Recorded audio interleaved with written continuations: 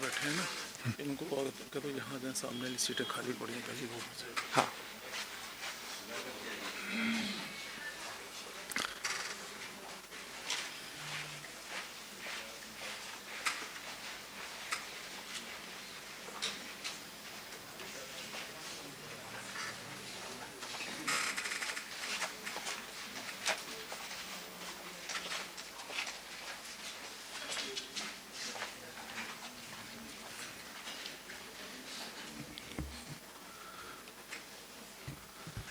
सभी को नमस्ते।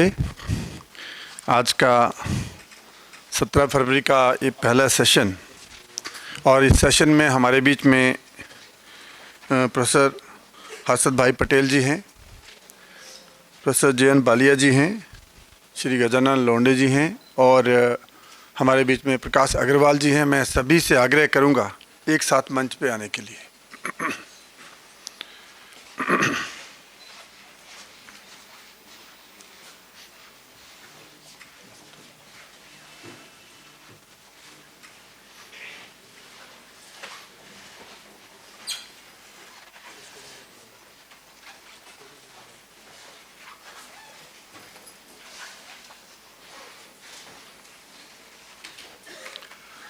अपना आज का session future ready faculty and leadership in teacher education 17 फरवरी को यहाँ पे इस हॉल में हो रहा है। आप सभी को मालूम है कि इससे पहले हमारे 2 सेशन और एक की नोट एड्रेस टीचर एजुकेशन के ऊपर हो चुका है। आज का तीसरा सेशन है, इसलिए सभी वक्ता हमारे पास और हमारे चेयरपर्सन, एक डायनामिक टीम आप सबके सामने बैठी है। विषय भी होगा और विषय के बाद संवाद भी होगा, और उसके साथ साथ में जो टीचर एजुकेशन की कुछ जिज्ञासाएं हैं वो भी हम सबके बीच में आएंगी। सो मेरा आग्रह सभी से है कि अपना सेशन अच्छा चले और हम सब एक्टिवली पार्टिसिपेट करें, क्योंकि हमारे जितने भी सोर्स पर्सन हैं वो सभी डायनामिक हैं, और प्रश्न भी आप बहुत अच्छे तैयार करें, सो दैट हम उन प्रश्नों का उत्तर लेके अपने अपने स्थान पर जाएँ। और अध्यापक शिक्षा किस तरह से हम जो लीडरशिप की बात करें वो हम अपने अपने डिपार्टमेंट में, अपने अपने इंस्टीट्यूट में जाके तैयार करेंगे। Doctor Harshad Patel ji, honourable vice chancellor Gujarat Vidyapith.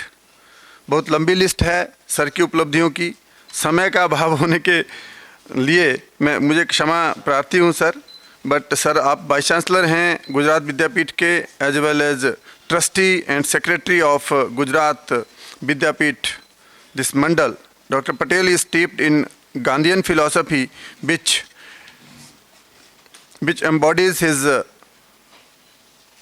principle and simplicity, truth and service. His lifelong association with Gujarat Vidyapeeth from his commitment to Gandhian ideals and their application to the education system. Professor Patel is a well-known philosopher, educationist and very good administrator in itself. Sir आपका स्वागत है इस सत्र में। मैं professor Kuldeep Katoch से आग्रह करूंगा कि आप प्रोफेसर हर्षद भाई पटेल को स्वागत करें। दूसरे आप इसके बाद।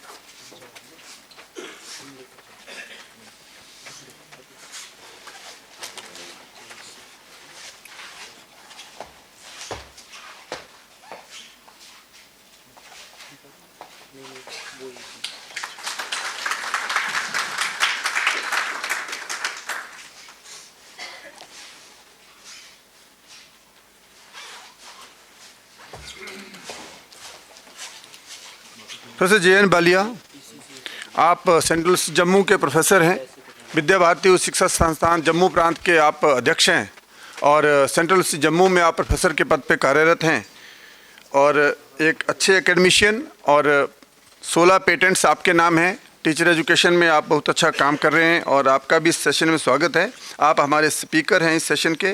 मैं भवानी निकेतन महिला पीजी महाविद्यालय से डॉक्टर समिता तनवर से आग्रह करूंगा कि आप सर का सम्मान करें।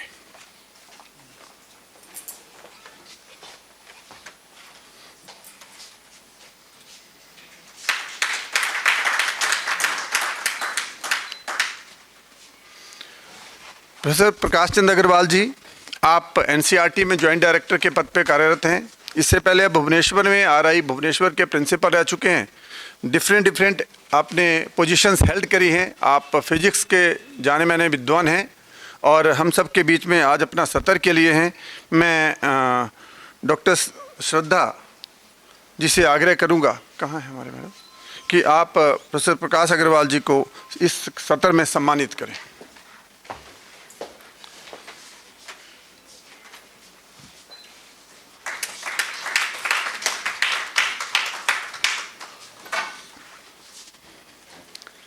Shri Gajanan ji, head of programme office for national syllabus and text book committee NSTC में हैं।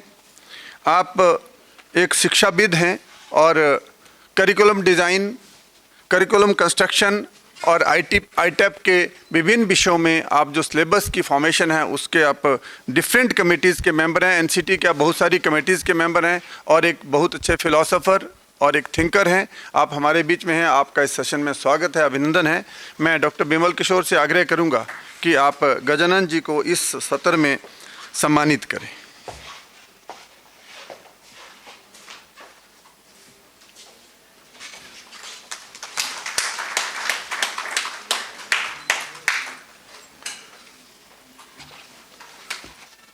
अब इस सत्र की कार्यवाही हेतु मैं बड़े भाई हसद भाई पटेल जी को आग्रह करता हूं कि आप इस सत्र का संचालन करें और इस कार्यक्रम को आगे बढ़ाएं। Thank you sir.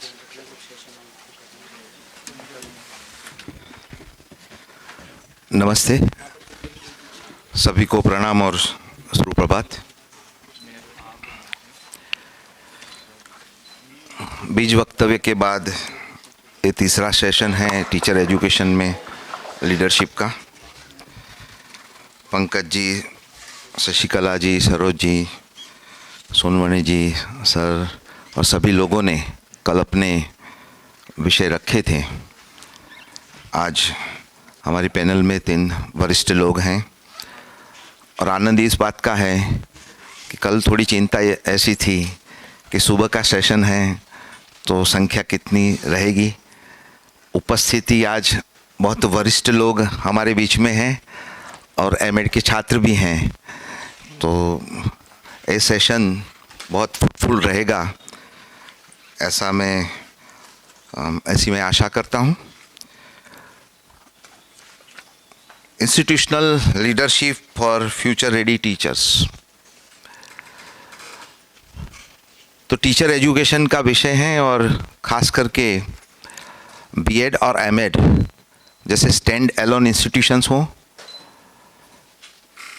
Multidisciplinary colleges हों या यूनिवर्सिटी डिपार्टमेंट्स हों, तो उसमें जो एकेडमिक लीडर्स हैं वो डीन, वाइस चांसलर से लेकर डीन, एचओडीज, प्रिंसिपल्स और अध्यापक, टीचर एजुकेटर, वो अपने भविष्य के क्लास को किस प्रकार से देखते हैं।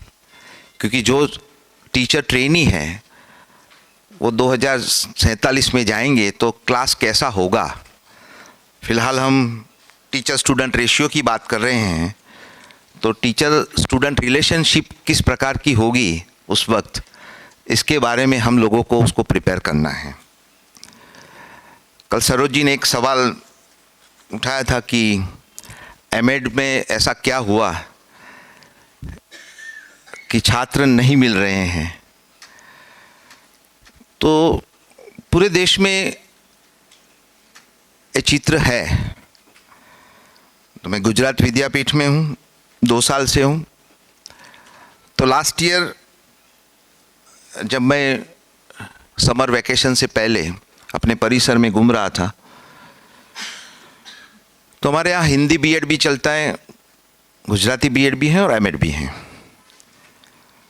तो करीबन 30 से ज़्यादा नॉर्थ ईस्ट के छात्र असम, मेघालय, अरुणाचल से हमारे यहाँ कैंपस में पढ़ रहे हैं। तो मैं उनसे बातचीत कर रहा था कि अब बीएड के बाद आप क्या करेंगे। तो बोले सर अब तो वहीं रहेंगे, कुछ जॉब करेंगे। मैंने कहा नहीं, आपको एमएड करना है। तो कहीं घर वाले परमिट नहीं करेंगे, खर्चा कौन उठाएगा, क्योंकि अब तक पढ़ाई की तो आगे जाके क्या होगा। मैंने कहा आपको एमएड करना है और खर्च की चिंता नहीं करनी है। हमारे परिसर में हमारा स्कूल चलता है, तो मैंने 4 जो स्टूडेंट्स एमएड के हैं उनको टीचर की नियुक्ति वहाँ पर दे दी। 20,000 सैलरी पर मंथ। तो आर्थिक चिंताएं उनकी टल गई। और जो टीचर हमारे स्कूल में थे उनको एमएड में एनरोल कराया। तो स्कूल का टाइम जो है वो 6:50 से 12 बजे तक का, और एमएड जो है 12 बजे के बाद हमने किया। तो वो दोनों जगह पे एंगेज हो सकते हैं। तो एडमिशन के लिए हेड ऑफ द इंस्टीट्यूशंस मुझे क्या करना है कि भी मेरा एमएड का क्लास है, उसमें ज़्यादा से ज़्यादा स्टूडेंट्स आए।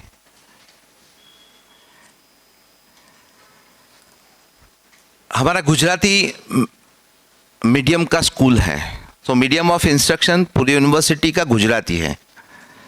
गांधी जी स्थापित गुजरात विद्यापीठ है, 105 साल पुराना, तो मीडियम ऑफ इंस्ट्रक्शन गुजराती है। लेकिन हिंदी बीएड चलता है तो उसमें मीडियम ऑफ इंस्ट्रक्शन हिंदी है। तो जो छात्र हैं मेरे स्कूल के, उनको हिंदी और इंग्लिश नॉर्थ ईस्ट के बच्चे पढ़ाते हैं।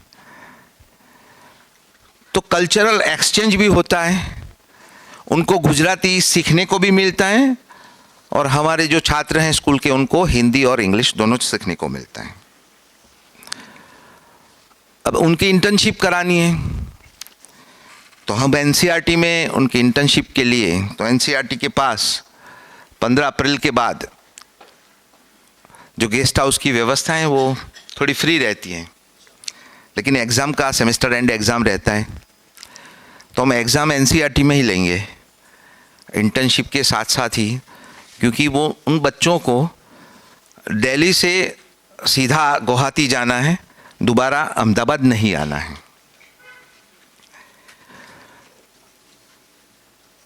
मुक ऑफर किया हमने, 20 क्रेडिट हैं।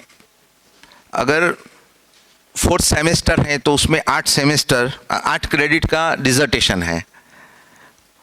2 कोर्सेस मुक ऑफर किए तो 8 क्रेडिट। तो फेस टू फेस में उनको 4 क्रेडिट अटेंड करना है। तो टाइम की फ्लेक्सिबिलिटी उनको स्टूडेंट्स को मिलती है। टेक्नोलॉजी के साथ भी वो जुड़ सकते हैं। इंक्लूसिव किस प्रकार से क्लासरूम को बनाया जाए,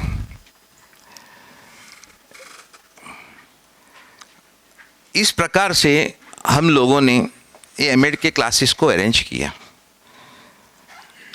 मैं फ्यूचर रेडी टीचर्स के बारे में उतना 2047 के बारे में तो नहीं कहता, लेकिन 2026 में क्या था उसके हिसाब से मैंने इस प्रकार से प्लान किया। तो अभी हमारे तीनों मित्र जो हैं, तो मैं सबसे पहले आग्रह करूंगा गजानन जी से कि वो अपनी बात यहाँ पर रखें। गजानन जी।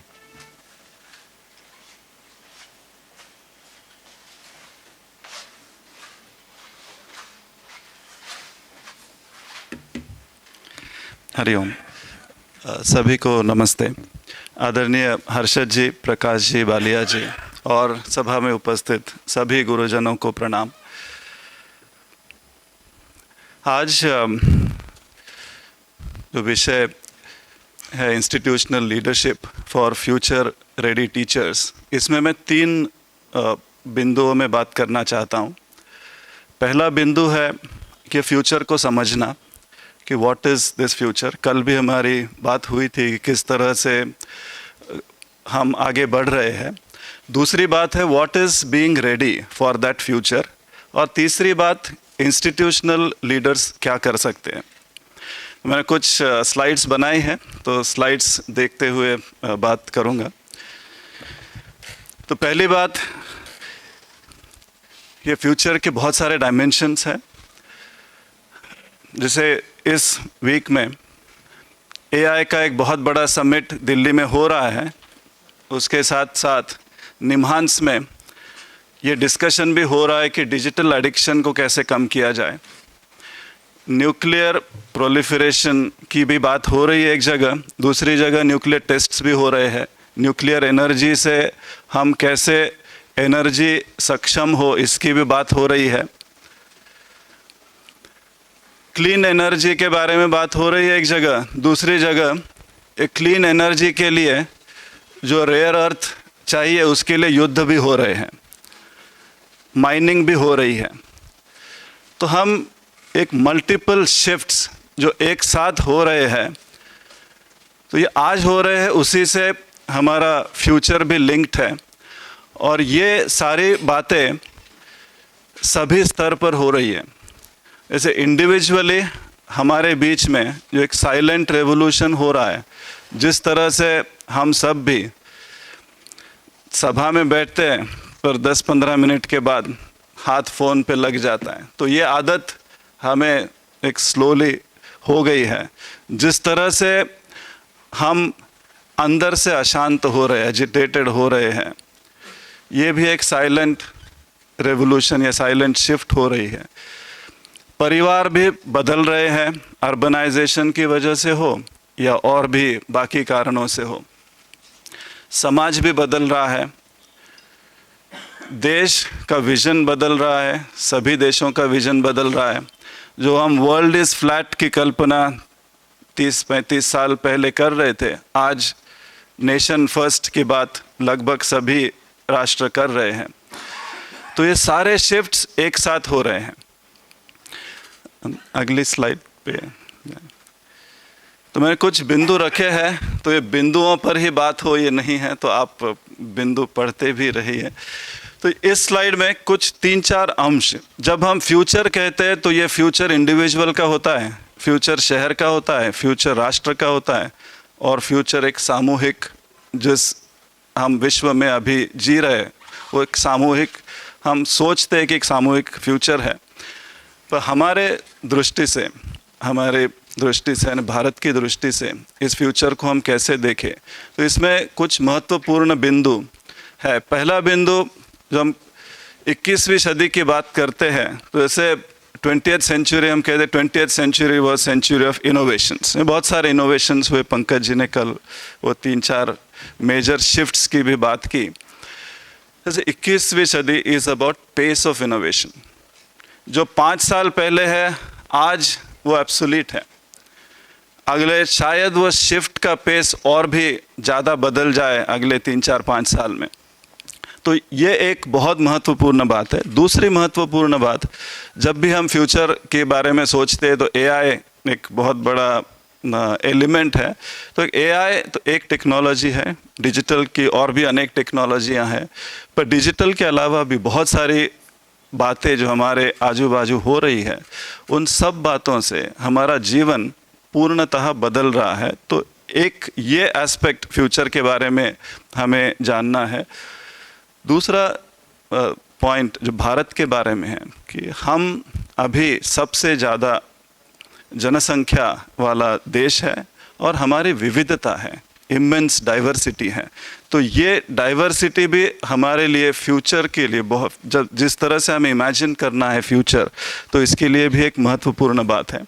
ऐसे ही एक महत्वपूर्ण बात, हम विकसित भारत की बात करते हैं, विकसित भारत के साथ साथ डीकॉलोनाइजेशन की भी हम बात करते हैं। और एनईपी की जब बात आती है तो एनईपी का जो विजन है कि एक भारत सेंट्रिक शिक्षा हो, 21st सेंचुरी के लिए शिक्षा हो, तो ये एस्पिरेशनल पार्ट, और अभी हम पोटेंशियल की भी बात सभी क्षेत्र में बात करते हैं कि भारत अग्रसर हो रहा है। तो एक एस्पिरेशन है, पोटेंशियल है, और सबसे महत्वपूर्ण बात जो एक कल्चरल डीप रूटेड जो ज्ञान परंपरा है हमारी, जो सिर्फ भारत के लिए नहीं पर सारे विश्व कल्याण के लिए उपयोगी है। तो ये सारे एलिमेंट्स अभी हमारे पास है भारत में। तो ये फ्यूचर के लिए ये डायमेंशन का एक बहुत महत्वपूर्ण एस्पेक्ट है। कल कृष्ण गोपाल जी और कानेरे जी ने जो बात रखी कि भौतिक परिवर्तन तो बहुत हो रहा है, तो भौतिकता के उत्थानों में जीवन का उत्थान हम ना भूलें। तो इस एस्पेक्ट में जो भौतिकता के उत्थान के लिए आवश्यक ज्ञान, टेक्नोलॉजी, साइंस, ये सारी बातें तो हो रही हैं, पर भारत का जो ज्ञान है वो जो इनर इंजीनियरिंग कहते हैं या आध्यात्मिक प्रगति के लिए वो भारत का ज्ञान महत्वपूर्ण है। ये एक बिंदु मैं रखना चाहता हूँ। और शिक्षा में फ्रॉम एजुकेशन पर्सपेक्टिव जो महत्वपूर्ण बात है कि हमारे लिए एक स्टैटिक कोई उद्देश्य हो कि हम शिक्षा इंजीनियरिंग के लिए कर रहे हैं या कंप्यूटर एआई के लिए शिक्षा हो या किसी स्पेसिफिक बैंक जॉब के लिए शिक्षा हो, तो एक स्टैटिक आउटपुट पॉसिबल नहीं है, क्योंकि सारी बातें इतनी डायनेमिक है और इतनी बदल रही है। तो हमें शिक्षा का जो एम, जो हम गोल या शिक्षा का उद्देश्य हमें एक ट्रांसफरेबल स्किल्स के रूप में देखना चाहिए, और जो शिक्षा का उद्देश्य जीवन के उद्देश्य से अलाइंड हो ये भी देखना चाहिए। हम एनईपी और विकसित भारत के बारे में बहुत चर्चा करते हैं। तो मैंने एआई से पूछा कि आपको विकसित भारत 2047 में कैसे हो, आप एक उसका चित्र दीजिए। तो एआई ने ये चित्र में 5-6 बार उसको अलग अलग प्रॉम्प्ट्स देकर बदल दिया कि नहीं ये ठीक नहीं, ये भारत नहीं है मेरा, और मेरे भारत में ये होना चाहिए, मेरे भारत में वो होना चाहिए। तो बहुत प्रॉम्प्ट्स देने के बाद कुछ एक चित्र निकला। तो ये चित्र हमारे सामने ये हमारा फ्यूचर, कि इस फ्यूचर में समृद्धि हो, सामरस्य हो, संतोष या आनंद हो, विवेक हो और विश्व कल्याण हो। तो ये विकसित भारत हमारा फ्यूचर है। और इस विकसित भारत में जब हम समृद्धि की बात करते हैं तो ये समृद्धि, आज की समृद्धि जो बुलेट ट्रेन या अच्छे रोड हो या विमान हो, ये सब बातें हैं। कल की समृद्धि का डेफिनेशन शायद अलग हो 5 साल बाद, तो वो हमें आज पता नहीं है। और उसके साथ जो सामरस्य का भाव हो, संतोष आनंद का भाव हो, और सबसे महत्वपूर्ण जो विवेक हो, जो विजडम हम जिसे कहते हैं, कि हमें सिर्फ फोकस इंफॉर्मेशन या नॉलेज, डिसिप्लिनरी नॉलेज नहीं, पर ये विवेक, जीवन कैसे जिए, ये विवेक पे फोकस हो। कुछ बातें जो शिफ्ट्स होनी चाहिए फ्यूचर में, उसके बारे में यहाँ लिखी है।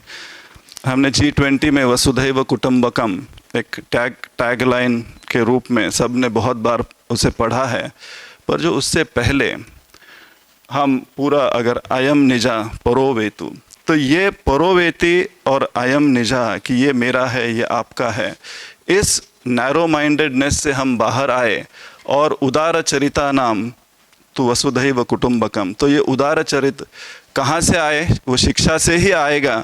और इस शिक्षा में उदार चरित, ये ओपन माइंडेडनेस या ब्रॉड माइंडेडनेस आने के लिए शिक्षा को पुस्तक क्लासरूम से हमें बाहर ले जाना है फ्यूचर के लिए। और बहुत सारे शिफ्ट्स जो नॉलेज, जो टीचर के लिए टीचिंग करना है या नॉलेज को ट्रांसफ़र करना है, वो एक शिफ्ट होनी चाहिए। फोकस ऑन नॉलेज क्रिएशन, क्योंकि क्रिएशन को भारतीय ज्ञान परंपरा से भी जोड़कर कि जो पुरातन है वो आज रेलेवेंट है, नवीन है, तो वो भी हमें देखना है। और साइलो से सिनर्जी की ओर, बहुत बार हम मल्टीडिसिप्लिनरी, इंटरडिसिप्लिनरी शिक्षा की बात तो एनईपी में है, हर जगह हम कर भी रहे, पर ये एक्चुअल शिफ्ट होना चाहिए फ्यूचर के लिए। और दूसरा जो फोकस ऑन विजडम, क्यों मशीन तो बहुत सारे काम आज कर रहे हैं, गूगल को क्या किस तरह का प्रॉम्प्ट क्वेश्चन पूछना है, ये हमें बच्चों को अभी सिखाना है। या जो मशीन लर्निंग या एआई में, उसे हमें किस तरह से यूज़ करना है, किस तरह से यूज़ नहीं करना चाहिए, इसका विवेक ये हमें शिफ्ट होना चाहिए, ये शिफ्ट करना चाहिए हमें शिक्षा में। Next slide please. ये स्लाइड एआई पे स्पेसिफिकली किया है। अभी तक जो टेक्नोलॉजिकल शिफ्ट्स आए थे, जो स्टीम इंजन हो या इलेक्ट्रिसिटी की कल हम बात कर रहे थे, तो स्टीम इंजन, इलेक्ट्रिसिटी से तो हमारी फिजिकल क्षमताओं का विकास हुआ है। हम 50 किलो उठा सकते हैं, एक इलेक्ट्रिक मशीन या स्टीम इंजन शायद 5000 किलो उठा सकता है। तो हम फिजिकल कैपेसिटी का एक्सपेंशन तो हुआ। कंप्यूटर से हमारे जो मुंडेन टास्क, रिपीटेटिव टास्क जो हज़ारों लाखों बार करने हैं, जिससे फटीग आ सकता है, तो कंप्यूटर ने उसे ऑटोमेट कर दिया, उसे फास्ट भी कर दिया और हमारी क्षमता भी बढ़ा दी। अभी एआई की क्षमता कुछ और है, जो मानव, जो मनुष्य मन, यानी जहाँ पर क्रिएशन की बात है, तो एआई से ये क्रिएशन हो सकता है। और एआई से बहुत सारी बातें, जब कंप्यूटर ट्रांजिशन में जो हुई है, उससे बहुत सारी बातें अलग हो सकती हैं। तो इसके 3 मुख्य बिंदु हैं। पहला बिंदु है कि AI has capacity to profoundly reshape. जिस तरह से हम सोच रहे हैं, आज भी हम देख रहे हैं कि जिस तरह से कंडीशनिंग होता है, ये कंडीशनिंग को ड्राइव किया जा सकता है। आज हम सब लोग जो न्यूज़ पढ़ रहे हैं, वो सब लोग एक ही तरह की न्यूज़ नहीं पढ़ रहे हैं। हम सब लोग जिस तरह से कोई भी सर्च अगर करे, तो हमारे लिए सेम रिजल्ट्स नहीं आते हैं। तो ये सारा कंडीशनली ड्रिवन। तो एआई के पास ये पावर है जिससे वो सोसाइटी को और हमारी सोच को, हमारी आस्था को, सबको बदल सकता है। तो ये एक महत्वपूर्ण बिंदु है। दूसरा बिंदु, एआई से बहुत सारे चैलेंजेस हैं। हम शिक्षा क्षेत्र में तो बहुत जानते हैं। एक मेरे मित्र आईएसआई में, इंडियन स्टैटिस्टिकल इंस्टीट्यूट में, वो कह रहे थे कि अभी बच्चों को प्रश्न किस तरह तैयार किए जाए वही पता नहीं चल रहा है। एक एग्ज़ाम में कोई गूगल ग्लास लगा कर आए, या कोई नीट के एग्ज़ाम में ईयर इम्प्लांट्स होते हैं, वो ईयर इम्प्लांट्स करके आए और बच्चे वो प्रश्न को देख रहे हैं, गूगल से सर्च करके उत्तर मिल रहा है, उन्हें सामने दिख रहा है और बच्चे लिख रहे हैं। असाइनमेंट्स, होमवर्क, ये तो बात बहुत अलग है। तो हमें ये एआई की एथिकल एस्पेक्ट्स, ट्रांसपेरेंसी, और दूसरी जो महत्वपूर्ण बात प्राइवेसी और अकाउंटेबिलिटी की है। हमारा डेटा आज कौन किस तरह यूज़ कर रहा है, हमें कोई पता नहीं है। तो ये बातें एआई की बहुत डेंजरस है। तो ये पावर भी नॉर्मल कंप्यूटर से कई गुना ज़्यादा है। और एक एआई की यूनिक बात है, वो ह्यूमन को मिमिक कर सकता है। कल भी बात आ रही थी कि एआई को किसी बच्चे ने पूछा कि मेरे पिताजी मुझे जो चाहिए वो दे नहीं रहे, मैं क्या करूं। और ये काल्पनिक बातें नहीं है, ये हमारे भी विद्यालयों में हो रहा है। बच्चे एआई से पूछ रहे हैं, मैं आज मुझे इस तरह की भूख है, मैं क्या खाऊं। इससे लेकर जो क्लास में पढ़ाया जा रहा है उसे मुझे समझ में नहीं आ रहा है, या फिर इसके क्विज क्वेश्चंस कैसे तैयार करूं। और ये भी बातें कि जैसे मेरे पिताजी ने मुझे ये बात दी नहीं, मैं क्या करूं। और एआई का उत्तर था कि उन्हें मार दीजिए, और ये बच्चे ने मार दिया। और फिर उसने कहा कि मैंने पिताजी को मार दिया, अब मैं क्या करूं। तो एआई ने कहा आप भी मर जाओ, और बच्चे ने आत्महत्या की। ये सत्य घटना है। तो ये एआई का invasion to mimic human behaviour is also very dangerous. तो ये कुछ बातें एआई की यहाँ रखी है। तो इस फ्यूचर में हमें किस प्रकार की कॉम्पिटेंसीज हमारे बच्चों में डालनी है, ये हमारे लिए एक बहुत बड़ा फ्यूचर रेडीनेस के लिए चैलेंज है। यूनेस्को ने और बहुत सारी संस्थाओं ने कि एआई रेडीनेस के लिए किस तरह की बच्चों में कॉम्पिटेंसीज चाहिए और टीचर्स में भी कॉम्पिटेंसीज चाहिए, इसके लिए डॉक्यूमेंट्स बनाए हैं। तो ये यूनेस्को में कुछ मोटी मोटी बातें जो कही है वो यहाँ पर मैंने रखी है हम सबके लिए। सबसे पहली कॉम्पिटेंसी है ह्यूमन सेंटर्ड माइंडनेस। जो ह्यूमन सेंटर्ड जो हमारी सोच है वो ह्यूमन सेंटर्ड होनी चाहिए। हमें प्रोडक्टिविटी, एफिशिएंसी, आउटपुट, रिजल्ट, ये मानसिकता से एआई के साथ काम नहीं करना है। हमें ह्यूमन सेंटर्डनेस से, ये जो competency of being human centred, ये बहुत महत्वपूर्ण है। दूसरा, एथिक्स ऑफ एआई, ये तो हम बहुत 3-4 सालों से तो इसके बारे में बहुत सुन रहे हैं। एआई के फाउंडेशंस एंड एप्लीकेशंस, एआई किस एरिया में, अभी हम सोचे एग्रीकल्चर में एआई अच्छा लगता है कि कोई भी किसान अपनी भाषाओं में पूछ रहा है कि मैं क्या करूं, अभी बारिश इतनी हुई है तो मुझे किस तरह के काम करने चाहिए ताकि मेरी जो फसल है बच जाए। वहाँ से लेकर बच्चा फिजिक्स का कोई कंपोनेंट उसे समझ में नहीं आ रहा है तो मुझे तेलुगु में इसे समझा दो, तो ये सारी बातें एआई से हो रही है। तो ये हमें एआई सिस्टम्स क्या क्या कर सकता है इसका नॉलेज हमें होना चाहिए। एआई को हम क्लास में कैसे यूज़ करना चाहिए, कैसे यूज़ करना नहीं चाहिए, लेसन प्लान हम बनाना चाहिए या हम सोच कर कि what needs to be taught, ये अगर हम नहीं सोचेंगे तो एआई हमें बताएगा कि आपको क्या सीखना है। तो किस तरह से यूज़ करना है उसका विवेक हमारे पास होना चाहिए और एआई को हम अपने प्रोफेशनल डेवलपमेंट के लिए कैसे यूज़ करें। तो ये फ्रेमवर्क का जो एम्फेसिस है वो एक बहुत इम्पॉर्टेंट बात कहता है कि AI should supplement you and not replace you. Next slide. तो मैं बहुत सारी बातें संक्षिप्त में रख रहा हूँ, तो प्रश्न अगर हो तो हम बाद में उसे डिस्कस करेंगे। कुछ टूल्स के बारे में मैंने यहाँ इंटेंशनली लिखा है कि आज का सेशन है कि हमें फ्यूचर रेडी कैसे होना चाहिए। तो बहुत सारे टूल्स हैं, अच्छे टूल्स हैं। अभी इसे कैसे हम इसका उपयोग करें इस पर निर्भर करता है कि बच्चों में इससे क्या कॉम्पिटेंसीज सही या गलत डेवलप होए। पहला जो टूल है जो भारत का एक एआई का प्रोजेक्ट है, गवर्नमेंट ऑफ इंडिया का, और आईआईटी मद्रास, आईआईटी मुंबई में चल रहा है, भारत जैन नाम का। तो वहाँ पर एक उन्होंने टूल बनाया है। उस टूल से बच्चे अपनी भाषा में, मातृभाषा में कोई भी कॉन्सेप्ट आराम से पढ़ सकते हैं। अगर लीनियर अलजेब्रा समझ में नहीं आ रहा है तो उसे अपनी मातृभाषा में वो सुनकर समझ सकते हैं। तो ये एक लैंग्वेज न्यूट्रलिटी हो या अपनी भाषा में किसी कॉन्सेप्ट को अगर सीखना है तो इसके लिए हम एआई का एक उपयोग कर सकते हैं। प्रोग्रेसिव असेसमेंट, पर्सनल लर्निंग के लिए जो बच्चे के लिए कुछ कॉन्सेप्ट्स कठिन है तो वहाँ उपयोग हो सकता है।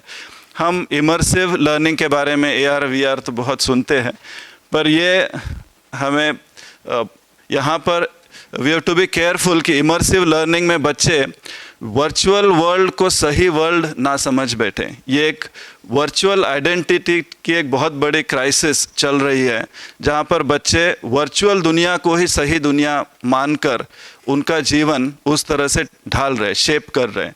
तो रियल इमर्सिव एक्सपीरियंस को हम ना भूलकर जहाँ आवश्यक हो वहाँ AR VR कर सकते हैं। स्कूल एडमिनिस्ट्रेशन, डॉक्यूमेंट मैनेजमेंट या एडमिनिस्ट्रेटिव बातों में जहाँ टीचर का बहुत समय जाता है उसे हम मशीन को देकर टीचर का पूर्ण समय बच्चों के साथ रहने के लिए उपयोग कर सकते हैं। नेक्स्ट, ये नेक्स्ट स्लाइड ने एक पीछे, ये मुझे सबसे महत्वपूर्ण स्लाइड लगती है कि बहुत बार हमें लगता है फ्यूचर रेडी या एआई का उपयोग, ये कौन सा एआई का टूल यूज़ करना है इससे रिलेटेड है। मुझे लगता है सबसे महत्वपूर्ण बात है कि हमें एआई या कोई भी टेक्नोलॉजी हो, वो टेक्नोलॉजी का उपयोग करने से पहले हमें प्रश्न पूछना है कि ये टेक्नोलॉजी मैं क्यों, what is the purpose of using this technology. ये मेरे लिए है, ये बच्चों के लिए है, या सिर्फ मेरा विद्यालय हाईटेक है जैसे कुछ सालों पहले चला। हमारे यहाँ इंटरैक्टिव बोर्ड्स हैं, ये बहुत सारे विद्यालयों में, कॉलेजेस में, या वीडियो कॉन्फ्रेंसिंग हो तो एक एडवर्टाइजमेंट हो जाता है। तो ये पर्पस क्यों हम यूज़ कर रहे हैं, तो ये सबसे महत्वपूर्ण प्रश्न हमें पूछना चाहिए before using any tool in the class और एनी टेक्नोलॉजी। और एक महत्वपूर्ण बात जो यूजिंग टेक्नोलॉजी एक छोटा पार्ट है, पर वो टेक्नोलॉजी से बच्चों पे क्या इम्पैक्ट होगा, बच्चों की कौन सी कॉम्पिटेंसीज हैम्पर हो रही है, डेवलप हो रही है, ये सोचना ज़्यादा बड़ा, it's a bigger thing for us to understand.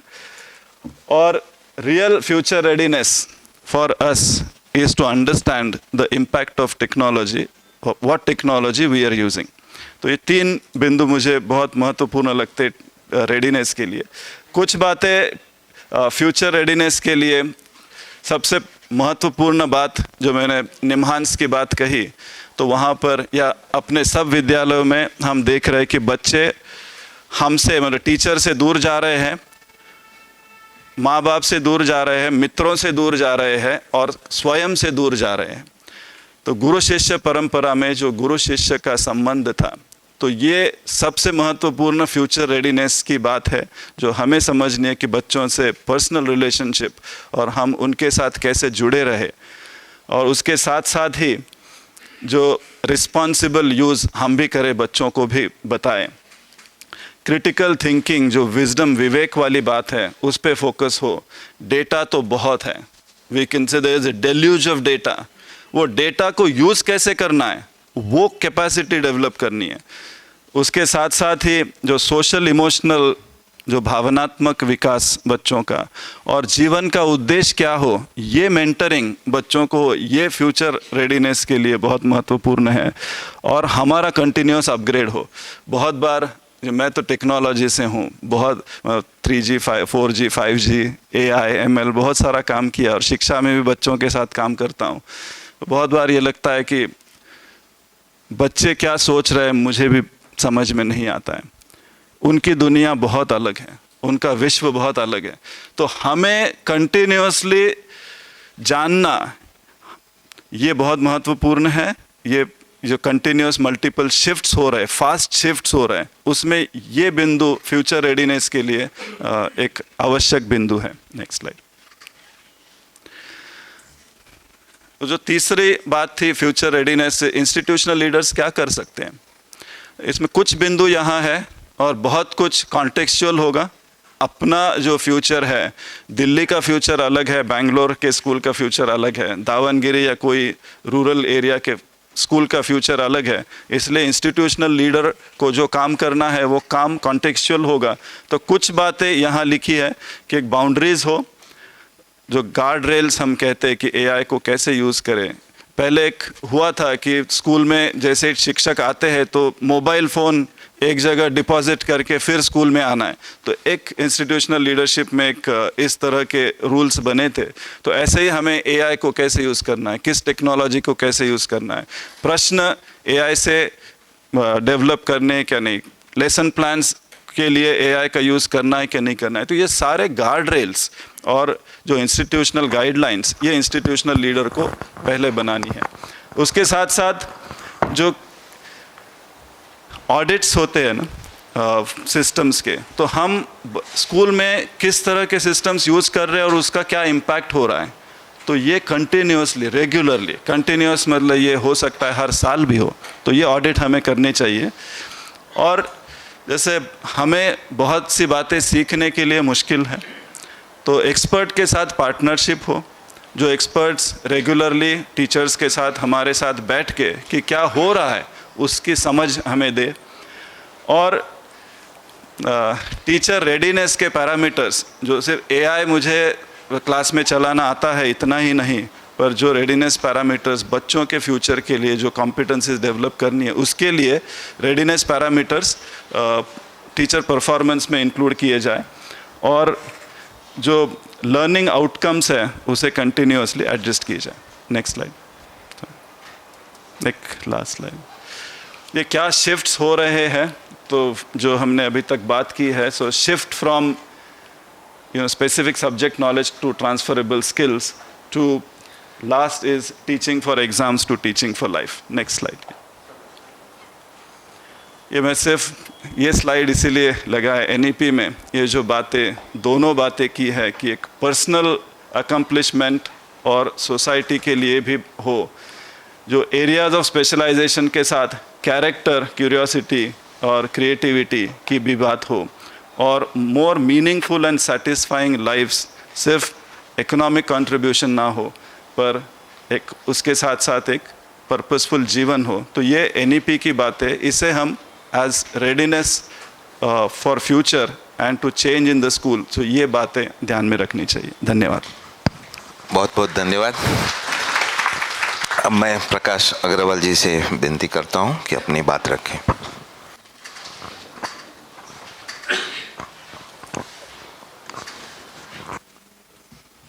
सभी को नमस्ते। परमादरणीय प्रोफेसर हर्षद पटेल जी, गजानन जी, बालिया जी, सभी प्रबुद्ध लोग जो यहाँ मौजूद हैं, उन सभी को मेरा नमस्कार। Institutional leadership is the bridge between policy vision and classroom reality. Institutional leadership एक सेतु का काम करती है कि हम पॉलिसी की विजन को एक्चुअल क्लासरूम में कैसे लेकर जाएं। और अब्दुल कलाम साहब ने कहा है कि we may not have same talents but we have opportunity to develop talents. हमारे माननीय प्रधानमंत्री जी कहते हैं सबका साथ, सबका विकास, सबका प्रयास, सबका विश्वास। समावेशन कैसे करें? एंड वी ऑल नो, हम सभी जानते हैं कि education is the best tool to achieve social justice and social equality. SDG 4.0 में भी इंक्लूसिव एजुकेशन पर काफ़ी जोर है कि we should ensure inclusive and equitable quality education and lifelong learning for all. जब हम देखते हैं डिफरेंट सर्वेज, तो मुझे जो टॉपिक दिया वो बेसिकली CWSN पर है मैं, लेकिन इसमें SEDGs को भी लूँगा, सोशियो इकोनॉमिकली डिसएडवांटेज ग्रुप्स को। तो करीब 246 मिलियन बच्चे हमारे स्कूल्स में, उनमें 2.1 मिलियन बच्चे CWSN है। लेकिन हमारे सर्वेज कहते हैं कि ये केवल 0.86% है। 2.5 से 3% बच्चे ऐसे होने चाहिए, तो अभी आउट ऑफ स्कूल बच्चे काफ़ी हैं। यदि हम राष्ट्रीय शिक्षा नीति को अच्छी तरह देखते हैं तो पाते हैं कि जो इसका छठा चैप्टर है और इसका 14वां चैप्टर है, वो छठा chapter inclusive education in school education की बात कर रहे हैं उसमें, और हायर एजुकेशन में 14th है। लेकिन दोनों चैप्टर्स में लिखा हुआ है कि स्कूल एजुकेशन को हम हायर एजुकेशन के कंजक्शन में देखें और हायर एजुकेशन को स्कूल कंजक्शन के रेफरेंस में देखें, क्योंकि दोनों में समानताएं, इश्यूज एक हैं और दोनों में एक तरह के लीडरशिप के लिए चैलेंजेस हैं और एक तरह का काम है। तो इसमें जो आउट ऑफ स्कूल चिल्ड्रन हैं उनको हम कैसे स्कूल में लाएं या कैसे इंस्टीट्यूट्स में लाएं, और मैं इस पर स्कूल एजुकेशन पर और ज़्यादा जोर देता हूं, क्योंकि जब तक हम विद्यालय शिक्षा में इन बच्चों को नहीं लाएंगे तो हायर एजुकेशन में तो ये होंगे, ऐसा सवाल ही पैदा नहीं होता। तो विद्यालय शिक्षा में इन बच्चों को हम कैसे लेकर आएँ, डोर टू डोर सर्वे कैसे, इंस्टीट्यूशनल लीडर क्या कर सकता है, सेंसिटाइजेशन प्रोग्राम्स कैसे करें। तो यदि हम ऐसी व्यवस्थाएं करते हैं जिससे कम्युनिटी को इसमें इंगेज कर सकें, अच्छी तरह से कम्युनिटी के साथ रेपो स्टैब्लिश कर सकें, स्कूल कल्चर या इंस्टीट्यूशन कल्चर को ऐसा बना सकें। इंस्टीट्यूशन कल्चर का मतलब है जिसमें डिफरेंट स्टेक होल्डर्स हैं, एडमिनिस्ट्रेटर्स, VC या हेड या फिर टीचर्स या स्टूडेंट्स, उनको सेंसिटाइज करें हम सबको, उनका सेंसिटाइजेशन प्रोग्राम्स रखे जाएं, फैकल्टी डेवलपमेंट प्रोग्राम्स रखे जाएं। तो डोर टू डोर सर्वे करें और उसमें हम सोशल वर्कर्स, जो वहाँ के NGOs हैं या जो हमारे रिटायर्ड टीचर्स हैं, उन सब का की सेवाओं का भी उपयोग कर सकते हैं। कम्युनिटी के साथ हम मीटिंग्स करें और इनरोलमेंट ड्राइव चलाएं, क्योंकि हमारे उद्देश्य हैं 2030 तक 100% GR स्कूल एजुकेशन में और 2035 तक 50% gross enrolment ratio in higher education.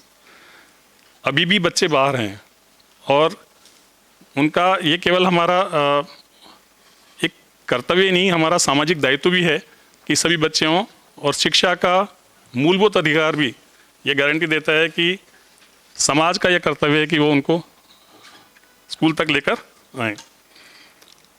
तो इसमें क्या क्या राइट्स हैं, क्या क्या स्कीम्स हैं, गवर्नमेंट के क्या क्या इनिशिएटिव्स हैं। हाल ही में एनसीईआरटी ने भी कुछ गाइडलाइंस बनाई हैं जिनको हम national guidelines and institutional framework for equitable and inclusive education बोलते हैं। उन गाइडलाइंस में भी डिफरेंट स्टेक होल्डर्स का क्या क्या रोल हो सकता है और कैसे इसको हम आगे लेकर जा सकते हैं। गवर्नमेंट के इनिशिएटिव्स काफ़ी सारे हैं, लोगों को पता भी नहीं है। पीएम पोषण स्कीम भी इसमें काफ़ी अहम है और जितना जल्दी हम इन बच्चों की जो डिसेबिलिटीज़ हैं उनको आइडेंटिफाई कर पाएँ उतना ही अच्छा है। इसलिए एक अर्ली इंटरवेंशन स्कीम भी है, प्रशस्त गाइडलाइंस डेवलप की गई हैं जिसके थ्रू, प्रशस्त का मतलब pre assessment holistic screening tool, जिससे बच्चों की क्या डिसेबिलिटीज़ हैं। हम सभी जानते हैं कि जो RPWD एक्ट है उसमें 21 डिसेबिलिटीज़ को आइडेंटिफाई किया गया है, लेकिन फिर भी हम शुरू में बच्चों की क्या डिसेबिलिटीज़ हैं इनको समझ नहीं पाते हैं और अर्ली इंटरवेंशन नहीं कर पाते। तो जितना जल्दी हम इनकी डिसेबिलिटीज़ को समझें उतना ही जल्दी हम इनको क्लासरूम में रोक पाएंगे या क्लासरूम में ये एडजस्ट हो पाएंगे। यदि इसमें हम देर करते हैं तो क्लासरूम से धीरे धीरे अलग होने लगते हैं और अपने आप को विड्रॉ कर लेते हैं और ड्रॉप आउट भी बढ़ता है। ऐसे लोगों के बच्चे या तो स्पेशल स्कूल्स में हो सकते हैं या रेगुलर स्कूल्स में हो सकते हैं, लेकिन आज हमारी सारी पॉलिसीज़ या हम सबका उद्देश्य होता है कि वो रेगुलर स्कूल्स में ही हों, रेगुलर स्कूल्स ही इंक्लूसिव स्कूल्स हों। लेकिन यदि डिसेबिलिटीज़ ज़्यादा है तो पेरेंट्स पे और बच्चे पे निर्भर करता है कि वो स्पेशल स्कूल में जाता है या फिर रेगुलर स्कूल में जाता है। स्पेशल स्कूल्स लेकिन केवल कुछ ही जगह हैं, एक्सेस उसमें ज़्यादा नहीं है। हम चाहते हैं कि एक्सेस भी, हमारा उद्देश्य ये भी है कि एक्सेस रहे, हर बच्चे के लिए एक्सेसिबल एजुकेशन हो, इक्विटेबल एजुकेशन हो, अफोर्डेबल एजुकेशन हो। तो इसलिए ब्लॉक्स पे गवर्नमेंट ने रिसोर्स सेंटर्स बना रखे हैं, वहाँ रिसोर्स रूम्स भी बना रखे हैं जहाँ डिसेबल्ड या चिल्ड्रन विद स्पेशल नीड्स या डिसेबल्ड बच्चे हैं उनकी थेरेपी वगैरह भी होती है। उस थेरेपी के लिए वहाँ पर थेरेपिस्ट आते हैं और बच्चे वहाँ जाते हैं, लेकिन फिर भी व्यवस्थाएं नहीं होने के कारण जिन बच्चों को थेरेपी चाहिए भी वो वहाँ नहीं पहुँच पाते। इसमें भी इंस्टीट्यूशनल लीडर्स का रोल काफ़ी हो सकता है, वो कम्युनिटी को अवेयर करें, उन फैसिलिटीज़ के बारे में बताएं। और एक इसमें मैं उदाहरण देना चाहता हूँ कि एक जगह एक कोई गाड़ी या वैन है, वो दूध लेकर एक गांव से ब्लॉक में जाती थी और एक बच्चा था जिसको थेरेपी चाहिए थी, लेकिन उस गाड़ी वाले को पता नहीं था, वहाँ कोऑर्डिनेशन नहीं था। इंस्टीट्यूशनल हेड जो वहाँ हेडमास्टर थे उन्होंने गाड़ी वाले को बुलाया, बच्चे के पेरेंट्स को बुलाया और उनमें आपस में कोऑर्डिनेशन कराया कि उस गाड़ी में बिठाकर वो बच्चे को लेकर जाएंगे, वहाँ वो थेरेपी लेगा और उसके बाद में शाम को जब गाड़ी वापस आती है तो बिठाकर भी लाएंगे। तो बच्चे को सेफ्टी भी चाहिए, केयर भी चाहिए, रेस्पेक्ट भी चाहिए, उसको उसकी डिग्निफाइड लाइफ है, उस डिग्निफाइड लाइफ के लिए हमें सारी व्यवस्था, तरह की व्यवस्थाएं करेंगे तो ही ये एनरोलमेंट हम सुनिश्चित कर पाएंगे। तो ड्रॉप आउट एनरोलमेंट भी हो गया, लेकिन फिर उसके बाद ड्रॉप आउट बढ़ रहा है, ये भी हमारा कंसर्न है। आप डेटा यदि देखते हैं तो देखते हैं कि जो सोशियो इकोनॉमिकली डिसएडवांटेज ग्रुप्स हैं, जिनमें राष्ट्रीय शिक्षा नीति में 5 आइडेंटिटीज़ की बात करती है, या तो डिसेबिलिटी बेस्ड, उसमें लर्निंग डिसेबिलिटी भी हो सकती है, genders specially female and transgender, socio cultural identity SC ST OBC minority, socio economic weaknesses जिसमें जिनकी लो हाउस होल्ड इनकम है या फिर पुअर हैं, माइग्रेंट्स हैं, ऐसी जियोग्राफिकल आइडेंटिटी जो फार फ्लंग एरिया से हैं, इन सब लोगों को भी हमें लाना है। लेकिन इनका इनरोलमेंट तो हम कर लेते हैं, गवर्नमेंट्स की ऐसी स्कीम्स हैं कि चाइल्ड ट्रैकिंग सिस्टम है कई जगह, उनका इनरोलमेंट कर लेते हैं, लेकिन कुछ जगहों पर स्पेशली 5वीं क्लास के बाद, 8वीं क्लास के बाद, 10वीं के बाद वो छोड़कर चले जाते हैं। तो हमें सस्टेन्ड एनरोलमेंट चाहिए। इसके लिए उनकी क्या डाइवर्स नीड्स हैं, हमारे क्लासरूम्स डाइवर्स हैं, हर बच्चे की डाइवर्स नीड्स हैं, उनके डाइवर्स लर्निंग पैटर्न्स हैं। तो शिक्षक का रोल और हेड शिक्षक का रोल इसमें बहुत महत्वपूर्ण है। तो फ्लेक्सिबल लर्निंग प्लान्स होने चाहिए, जैसे अभी गजानन जी बता रहे थे कि एआई से हम पर्सनलाइज्ड लर्निंग भी करा सकते हैं, पर्सनलाइज्ड एडेप्टिव लर्निंग उनको दे सकते हैं, जिसकी जैसे ज़रूरत हो उसके हिसाब से एथिकल यूज़ करते हुए एआई का, टेक्नोलॉजी का, उसके लिए लर्निंग प्लान्स हो सकते हैं। पर्सनलाइज्ड एडेप्टिव लर्निंग के लिए और डिसेबल्ड के लिए एनसीईआरटी ने अभी बुक्स बनाई हैं नई, उनमें पहली और दूसरी क्लास के लिए, क्योंकि अर्ली इंटरवेंशन हमारा उद्देश्य है, उसमें कुछ पुस्तकें बनाई हैं।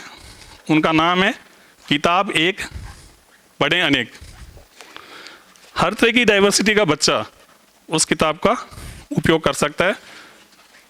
उसमें स्पीच टू टेक्स्ट और टेक्स्ट टू स्पीच की फैसिलिटीज़ भी अवेलेबल है। उसमें बड़ा फ़ॉन्ट, ब्रेल, ये सारी सुविधाएं भी उपलब्ध हैं, ताकि बच्चे की ज़रूरत के अनुसार वो उसका उपयोग कर सकता है। इन चीज़ों की अवेयरनेस, इनका उपयोग, ये इंस्टीट्यूशनल लीडर को देखने की ज़रूरत है, शिक्षकों को भी देखने की ज़रूरत है। सभी शिक्षक इसमें लीडरशिप रोल में रहेंगे तो ही हम ये सब कर पाएंगे। बच्चे, इस तरह के बच्चे, उनको हम वर्क बुक्स कैसे दें, उनकी एक्सरसाइजेज कैसे कराएं, प्रैक्टिस कैसे करें, क्योंकि जो थेरेपी में बच्चे जाते हैं जनरली, वो आने के बाद कुछ थेरेपीज ऐसे हैं हेमोफीलिया की, तो 10 दिन तक बच्चा बेड से उठ नहीं सकता। एक थेरेपी लेने जाता है और लेकर आता है, उसके बाद 10 दिन वो रेगुलर क्लास में नहीं आता है। उस बच्चे की आवश्यकताओं की पूर्ति कैसे, उसमें सोशल मीडिया का कैसे इस्तेमाल कर सकते हैं, उसमें जो उसके पीयर हैं, जो उसके साथी हैं, जो वो साथी उस बच्चे को कैसे हेल्प कर सकते हैं, उस बच्चे को जाकर कैसे सिखा सकते हैं कि आज कक्षा में क्या हुआ, कितना हुआ, ताकि वो बच्चा फिर अपने आप को उस क्लास से जुड़ा हुआ महसूस करे। तो इन सब में कम्युनिटी मोबिलाइजेशन का वर्क कार्य काफ़ी ज़्यादा है। हमारे सभी जो टीचर एजुकेशन प्रोग्राम्स हैं, pre service teacher education programmes, उनमें इसलिए कम्युनिटी इंगेजमेंट प्रोग्राम्स भी हैं। उन प्रोग्राम्स के अंदर हम केस स्टडीज़ ले सकते हैं। मैं क्षेत्रीय शिक्षा संस्थानों में रहा, वहाँ हम ये निश्चित करते हैं कि वो ऐसे बच्चों की केस स्टडीज़ लें जो डिसेबल्ड हैं। ऐसे बच्चों के लिए लेसन प्लान भी बनाएं, और लेसन प्लान के थ्रू उनको कैसे पढ़ाया जा सकता है, कैसे उनको इस सिस्टम में रखा जा सकता है। तो कई जगह हम देखते हैं कि भाषा भी बाधा है इसमें। तो एक्चुअली जब हम ये चाहते हैं कि सभी बच्चे शिक्षा से जुड़े रहें, अपना संपूर्ण समग्र विकास करें, तो कोई भी बैरियर, कोई भी अवरोध नहीं होना चाहिए। तो हम बैरियर फ्री एजुकेशन, उसमें लैंग्वेज भी एक बैरियर है। और विशेष रूप से मैं हर बार बात कर रहा हूँ कि यदि हम अर्ली स्टेज पर इसको एड्रेस नहीं करेंगे तो आगे तो बच्चा आएगा ही नहीं। तो अर्ली स्टेज के लिए एनसीईआरटी ने अभी लगभग सभी लोकल लैंग्वेजेज में प्राइमर बनाए, 121 प्राइमर बनाए, ताकि बच्चे की उसकी भाषा में पढ़ाया जा सके, ताकि वो जुड़ा हुआ रहे। ये केवल स्कूल एजुकेशन में ऐसा नहीं है, जब हम हायर एजुकेशन में जाते हैं, विश्वविद्यालय में जाते हैं, तब भी भाषा की समस्या है। मैं खुद का मेरा उदाहरण दे सकता हूँ। मैं यहाँ महाराजा कॉलेज का विद्यार्थी था, यहीं पे जयपुर में। एक छोटे से गांव से आया था मैं, सीकर ज़िले से।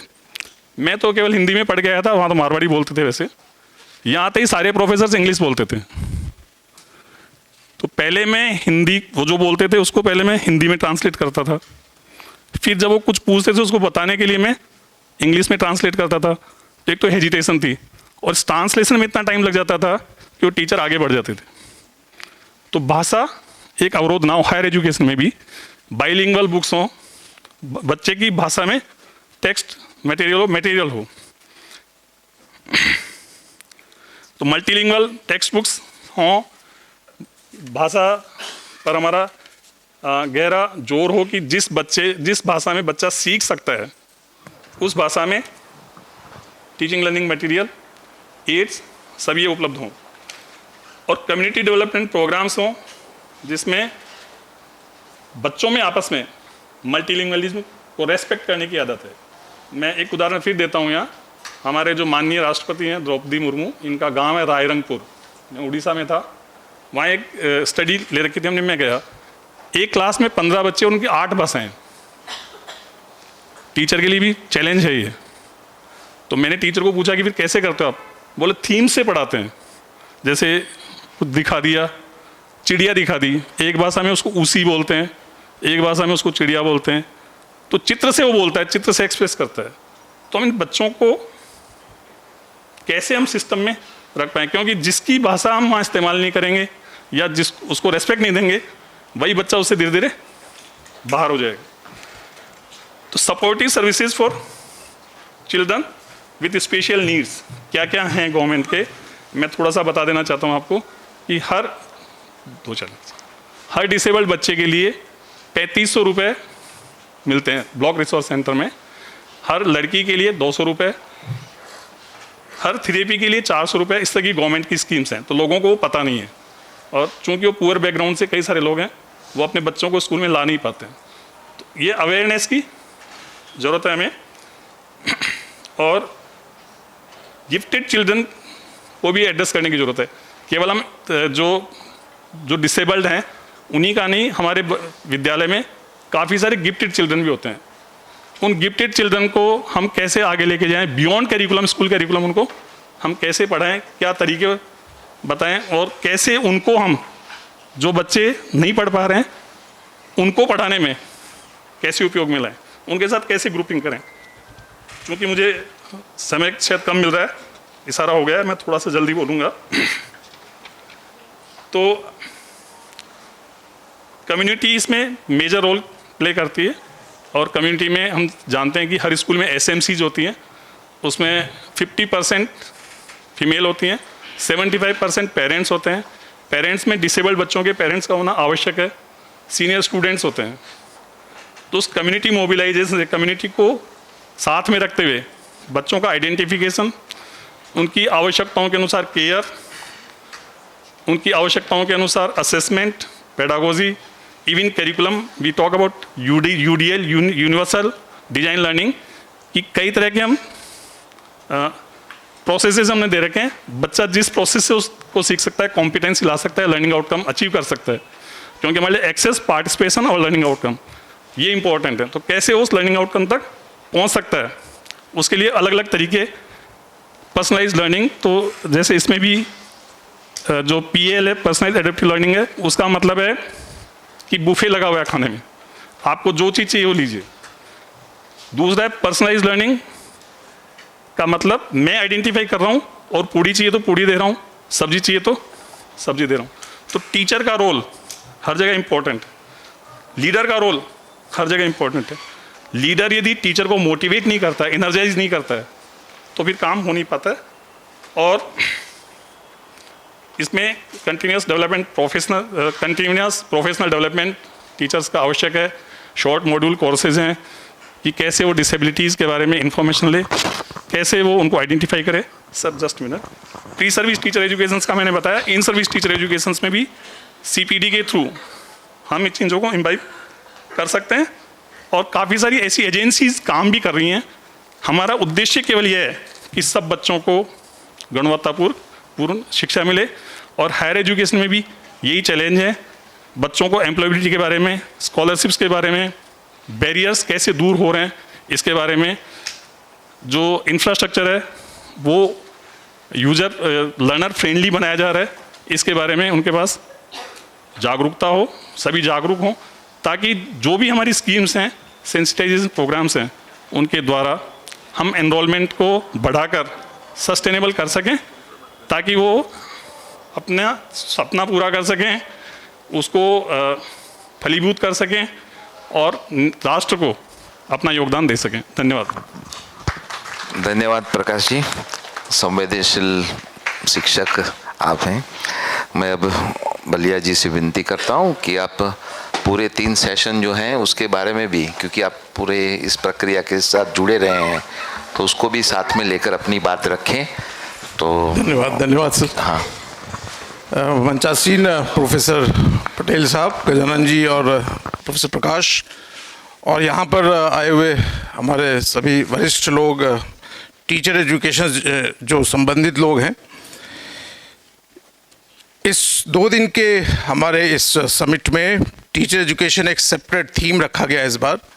ये बहुत हर्ष का विषय है और ये NSIL का जो 4था संस्करण है, इसमें टीचर एजुकेशन को एक महत्व के साथ एक सेशन रखना, और उसमें हमने 4 सेशन रखे हैं।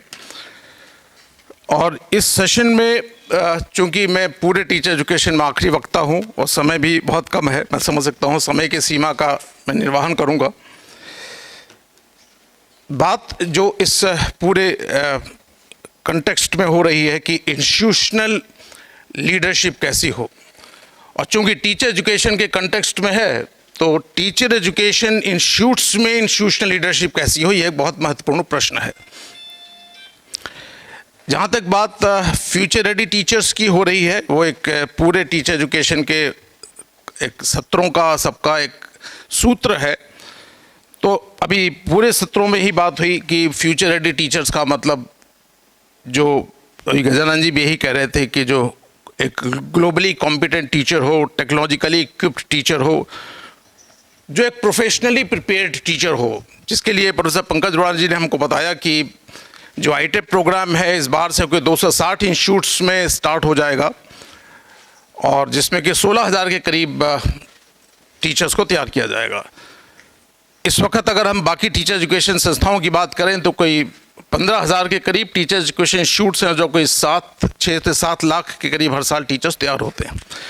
तो इन सभी टीचर एजुकेशन इंस्टीट्यूट्स में किस तरह की ट्रेनिंग हो और कैसा बात हो, प्रश्न ये है कि हम जब इस NSIL 26 में बात कर रहे हैं तो भारतीय अध्यापक कैसे तैयार हो, ये एक बहुत महत्वपूर्ण प्रश्न है। इसके लिए इंस्टीट्यूशनल लीडरशिप को क्या करना। इंडियन रूटेडनेस NEP 2020 ने भी कहा है, तो भारतीय टीचर्स तैयार करने के लिए क्या क्या एस्पेक्ट्स हो, ये उसके लिए मैं कुछ बात करना चाहूँगा। उसमें हमारे माननीय प्रोफेसर पंकज अरोड़ा जी भी हमारे साथ हैं सौभाग्यवश। तो प्रश्न ये है भारतीय टीचर्स कैसे तैयार हो, और उसको जब हम एक्सपीरियंशियल लर्निंग की बात करें तो किस तरह का भारतीय एक्सपीरियंस दें उसको। तो यहाँ पर एक जो मुख्य बात है कि इसमें इंस्टीट्यूशनल लीडरशिप का क्या रोल हो। माननीय कृष्ण गोपाल जी ने भी कल इस विषय को रखा कि पूरे विश्व में और खासकर हमारे भारतवर्ष में शिक्षा एक बाजार बन गया है, और इस तरह की बात जैसे रखी गई, और उस कॉन्टेक्स्ट में मैं मान के चलता हूं और हम सभी महसूस करते हैं कि आज के समय में जिस तरह की हम टीचर्स को तैयार कर रहे हैं, हम खुद जानते हैं कि वो जैसा अपेक्षित है अध्यापक वैसे तैयार नहीं हो पा रहे हैं। इसके लिए हम सब जानते हैं कि हायर एजुकेशन में टीचर एजुकेशन ही एक ऐसा, मैं मान के चलता हूं, टीचर एजुकेशन एक ऐसा सेक्टर है जो स्कूल एजुकेशन और हायर एजुकेशन को दोनों को जोड़ता है। बाकी हायर एजुकेशन में जितने विषय हैं मोस्टली वो हायर एजुकेशन संबंधित है। हम लोग सब टीचर एजुकेशन के लोग बैठे हैं, हम लोग का दोनों से संबंध है। हम हायर एजुकेशन से भी हैं और प्रैक्टिस हम स्कूल एजुकेशन के लिए करते हैं मेनली। और उसमें जब हम प्रैक्टिस की बात करते हैं कि जिन प्रैक्टिसिंग, जो एक मैं मुख्य बात में ये लेके चल रहा हूँ, बहुत सारी बातें तो हैं इसमें करने के लिए, जहाँ पर हम उसकी प्रोसेसिंग करते हैं, प्रैक्टिसिंग कराते हैं जिन विद्यालयों में, क्या उन विद्यालयों में क्या भारतीयता है, वहाँ पर क्या भारतीय मूल्य है, वहाँ पर क्या उस तरह की एक्सपीरियंशियल लर्निंग है, वहाँ पर क्या हम अब NCF SE में 2023 में पंचकोशी और पंचपदी की बात की गई है, क्या उन विद्यालयों में पंचकोशी पंचपदी के आधारित क्या शिक्षा दी जा रही है, जहाँ पर हम अपने BEd के स्टूडेंट्स या हमारे ITEP के स्टूडेंट्स को हम एक पूरे ITEP में आपको सभी को पता होगा 7th सेमेस्टर में हम लोग पूरा 7th सेमेस्टर ऑलमोस्ट हम उनको एक विद्यालय में इंटर्नशिप के लिए भेजेंगे। तो मेरा जो आग्रह भी है, हम सबके लिए एक विचार करने का प्रश्न भी है कि जहाँ पर हम उनको भेज रहे हैं, क्या ऐसा नहीं हो कि पहले हम उन बेहतर स्कूल्स तो आइडेंटिफाई करें जहाँ पर रियल रूप में, देखिए हम सब जानते हैं कि ये माना जाता है कि जहाँ डॉक्टर्स तैयार किए जाते हैं वो किस कंटेक्स्ट में तैयार किए जा रहे हैं। हम सब जानते हैं कि जो एम्स में या पीजीआई के जो डॉक्टर्स हैं, हम वहाँ दौड़ के जाते हैं। हमें पता है कि उनकी जो प्रैक्टिस ग्राउंड है वो बाकी मेडिकल कॉलेजेस से अलग है। फौज में ट्रेनिंग दी जाती है, वहाँ भी ट्रेनिंग देने के लिए वो एक कॉन्टेक्स्ट तैयार किया जाता है जहाँ पर उनको उस तरह की ट्रेनिंग के लिए आगे चलकर वो पूरी ट्रेनिंग के लिए इक्विप्ड हों। प्रश्न ये है कि क्या जहाँ जहाँ पर टीचर एजुकेशन प्रोग्राम्स दिए गए या दिए जा रहे हैं, क्या उनको अब उन यूनिवर्सिटीज़ में, उन टीचर एजुकेशन इंस्टीट्यूट्स में वो एक अपना एक मॉडल स्कूल तैयार तो करें जहाँ पर वो अपने स्टूडेंट्स को ट्रेनिंग के लिए भेजें। मैं खुद टीचर एजुकेशन से जुड़ा हुआ हूँ। हम जब अपने स्टूडेंट्स को भेजते हैं तो हम बहुत सारे विद्यालयों में स्टूडेंट्स को प्रैक्टिस के लिए भेज देते हैं, लेकिन वहाँ पर क्या वैसा माहौल है? क्या वहाँ पर उन भारतीयता की, अभी रिसेंटली मैं इसलिए बताना चाह रहा हूँ क्योंकि ये सत्र अंतिम है और विद्या भारती उच्च शिक्षा संस्थान इसके लिए क्या करने जा रही है, उसकी कार्य योजना क्या है, उसमें हम आप सबका आह्वान करना चाहेंगे। सब लोग आप इसमें में शामिल हों, मैं उसकी बात रखने जा रहा हूँ। जैसे कि कार्य योजना हमारे विद्या भारती उच्च शिक्षा संस्थान की तरफ से तैयार हुई है और ये इसको हम थोड़े ही दिन में 1-2 महीने में आपके सामने प्रस्तुत करेंगे। यहाँ बहुत सारे टीचर एजुकेशन के लोग बैठे हुए हैं कि हम कुछ एक ऐसा इंस्टीट्यूशनल नेटवर्क तैयार करें, उन विद्यालयों को छांटें जहाँ पर हम अपने सबसे पहले टीचर एजुकेटर्स को, मैं बात टीचर एजुकेटर्स पर आ रहा, फिर हम अपने बात करेंगे। जो टीचर एजुकेटर्स यानी कि टीचर एजुकेशन इंस्टीट्यूट्स में, अगर मैं ये मान के चलूँ कि हमारे 15,000 के करीब टीचर एजुकेशन इंस्टीट्यूट्स हैं और उसमें हर जगह एनसीटी के अकॉर्डिंग कम से कम 16 लोग तो होने चाहिए एक यूनिट के हिसाब से। तो वहाँ की संख्या को लेकर चले, इतने सारे टीचर एजुकेटर्स हैं, क्या उनकी ट्रेनिंग है, उनका प्रशिक्षण उस तरह का है भारतीयता के आधार पर हो? तो उसके लिए विद्या भारती उच्च शिक्षा संस्थान की तरफ की जो कार्य योजना, उसकी मैं बात संक्षिप्त में करूँगा कि अभी आने वाले समय में हम उन विद्यालयों को छांट रहे हैं। खासकर हमारे बीच में माननीय रविंद्र कान्हे जी भी बैठे हुए हैं। विद्या भारती के काफ़ी ऐसे अच्छे विद्यालय हैं और भी कुछ ऐसे, कल ज्ञानकुल की बात हुई थी एक सेशन में, मैडम ने बात की थी, ऐसे कुछ विद्यालय छांटे जाएं जहां पर हम अपने टीचर एजुकेटर्स को पहले इंटर्नशिप पर भेजें, वो समझें कि भारतीय मूल्य, भारतीय संस्कृति, भारतीय अवधारणा जो है वो क्या है, शिक्षा की संकल्पना क्या है हमारी भारतीय रूप में, और वहाँ पर उनको होते हुए देखें, तब वो जाकर अपने जो टीचर्स तैयार कर रहे हैं उनको उनके अंदर वो दें, फिर जाकर ऐसे बात होगी। अभी हम लोग रिसेंटली गांधीधाम में एक विद्यालय में गए जहाँ पर हमने ये देखा, आप सब लोग शायद जानते होंगे, हमारे बीच में आज माननीय अवनीश जी भी हैं। हम लोग उस विद्यालय में गए तो वहाँ हमने देखा कि पंचकोश को हमने वहाँ बच्चों में जीते हुए देखा। पंचकोश हमने पढ़ा है, पंचपदी पढ़ा, जहाँ पर हम लोग अतिथि से लेकर प्रसार की बात करते हैं, प्रसार से पहले हम प्रसार में ही स्वाध्याय और प्रवचन की बात करते हैं। वहाँ पर बच्चों को हमने अतिथि से बोध और बोध से अभ्यास और प्रयोग और अंत में प्रसार में वो सब चीज़ों को होते हुए देखा और वहाँ के अध्यापकों में वो चीज़ देखी। इस तरह के बहुत सारे विद्यालय, विद्या भारती के भी और कुछ और भी विद्यालय हैं। तो ऐसा हमारा प्रयास है कि हम लोग अभी शुरुआत में हम लोग कोई 200 टीचर्स एजुकेटर्स की एक समूह बनाने का प्रयास कर रहे हैं। आगे चल के संख्या बढ़ेगी, जिनको हम लोग इस तरह के इंटर्नशिप में भेजेंगे जहां पर वो जाकर देखें, 5 दिन प्रवास करें, देखें कि भारतीय अध्यापक कैसा हो, भारतीय अध्यापक तैयार कैसा हो, उसको समझें। क्योंकि जब तक हम उसको समझेंगे नहीं कि पंचकोश या पंचपदी कैसे होती है, सब समझ रहे हैं कि हम कैसे अन्नमय कोश से आनंदमय कोश तक जाते हैं, लेकिन होते हुए देखना, टीचर एजुकेटर्स को समझना बहुत ज़रूरी है। हम सभी टीचर एजुकेटर्स, हमारी वहाँ जाकर समझ में आई, हमने सबने देखा। हमारे साथ विमल किशोर जी थे, सुरेंद्र जी थे, मधुसूदन भाई साहब थे और सुभाष मिश्रा जी थे। हम लोग 5 लोगों का समूह गया और हम लोगों ने इसको वहाँ होते हुए देखा और इस तरह का प्रयास विद्या भारती, क्योंकि मैं विद्या भारती उच्च शिक्षा संस्थान की तरफ से हूँ और सभी लोग हम लोग वहाँ से हैं, तो उसकी कार्य योजना में बताना चाहूँगा कि इस तरह का इंटर्नशिप का प्रोग्राम हम लोग एक कार्य योजना तैयार कर रहे हैं। पूरे भारतवर्ष से एक पहले 200 लोगों का समूह तैयार हो और वो समूह 4-5 ग्रुप्स में अलग अलग संस्थानों में जाएं और इस तरह का प्रयास करें। भारतीय मॉडल क्या हो टीचर एजुकेशन का, और उसमें हमारे एनसीटी के अध्यक्ष महोदय भी बैठे हैं, उनके साथ हम लोग और आगे चर्चा करेंगे। कुछ और सहयोग हमारे विद्या भारती के विद्यालयों से लेंगे और विद्यालयों से हम एक नेटवर्क तैयार कर रहे हैं और यहाँ पर इंस्टीट्यूशनल लीडर्स का रोल है। लेकिन जो मैं प्रश्न फिर रखूँगा कि क्या एक मैंडेटरी ना हो या मैंडेटरी हो कि उसी को ही टीचर एजुकेशन प्रोग्राम चलाने की अनुमति दी जाए जिनका अपना एक भारतीय मूल्यों पर आधारित अपना विद्यालय भी हो। पहले ही होता था, आरआई के हमारे प्रोफेसर प्रकाश जी बैठे हुए हैं कि वहाँ पर आरआई भोपाल में भी देखा, आरआई भुवनेश्वर उनका अपना एक डीएमएस होता है जो कि अपना विद्यालय है, जिसको एक्सपेरिमेंटल स्कूल करके कहा जाता था। यूनिवर्सिटीज़ टीचर एजुकेशन डिपार्टमेंट चला रहे हैं लेकिन उनका स्कूल के साथ कोई कनेक्ट नहीं है। ये हम सब जानते हैं, हम लोग एक बहुत गंभीर विषय है।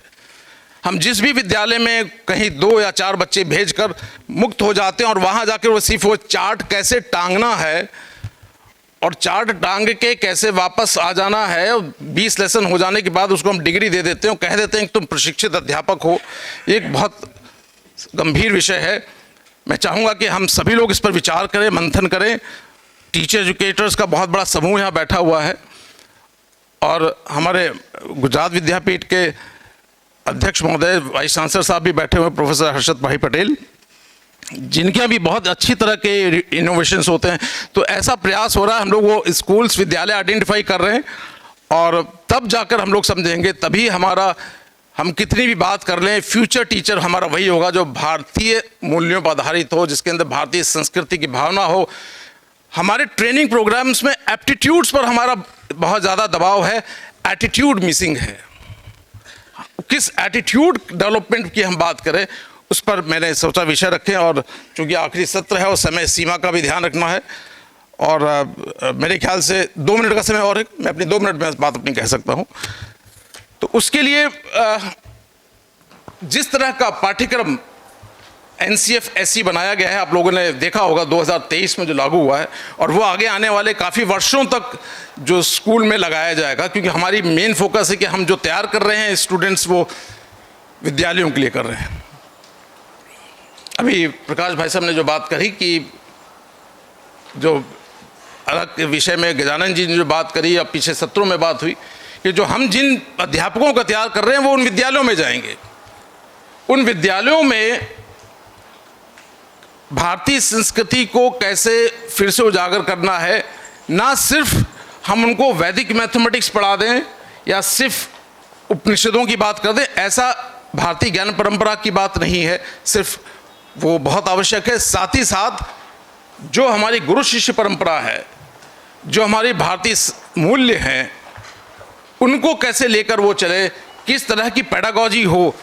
हम लोग आज जिस तरह की पेडागॉजी की बात बीएड कोर्सेज में करते आए, चाहे वो ह्यूरिस्टिक मेथड हो, उस सब से बेहतर हमारे भारतीय पेडागॉजी रही है। समय आ गया है, कल भी यही बात हुई, यही समय है, सही समय है कि हम लोग भारतीय पेडागॉजी की बात करें।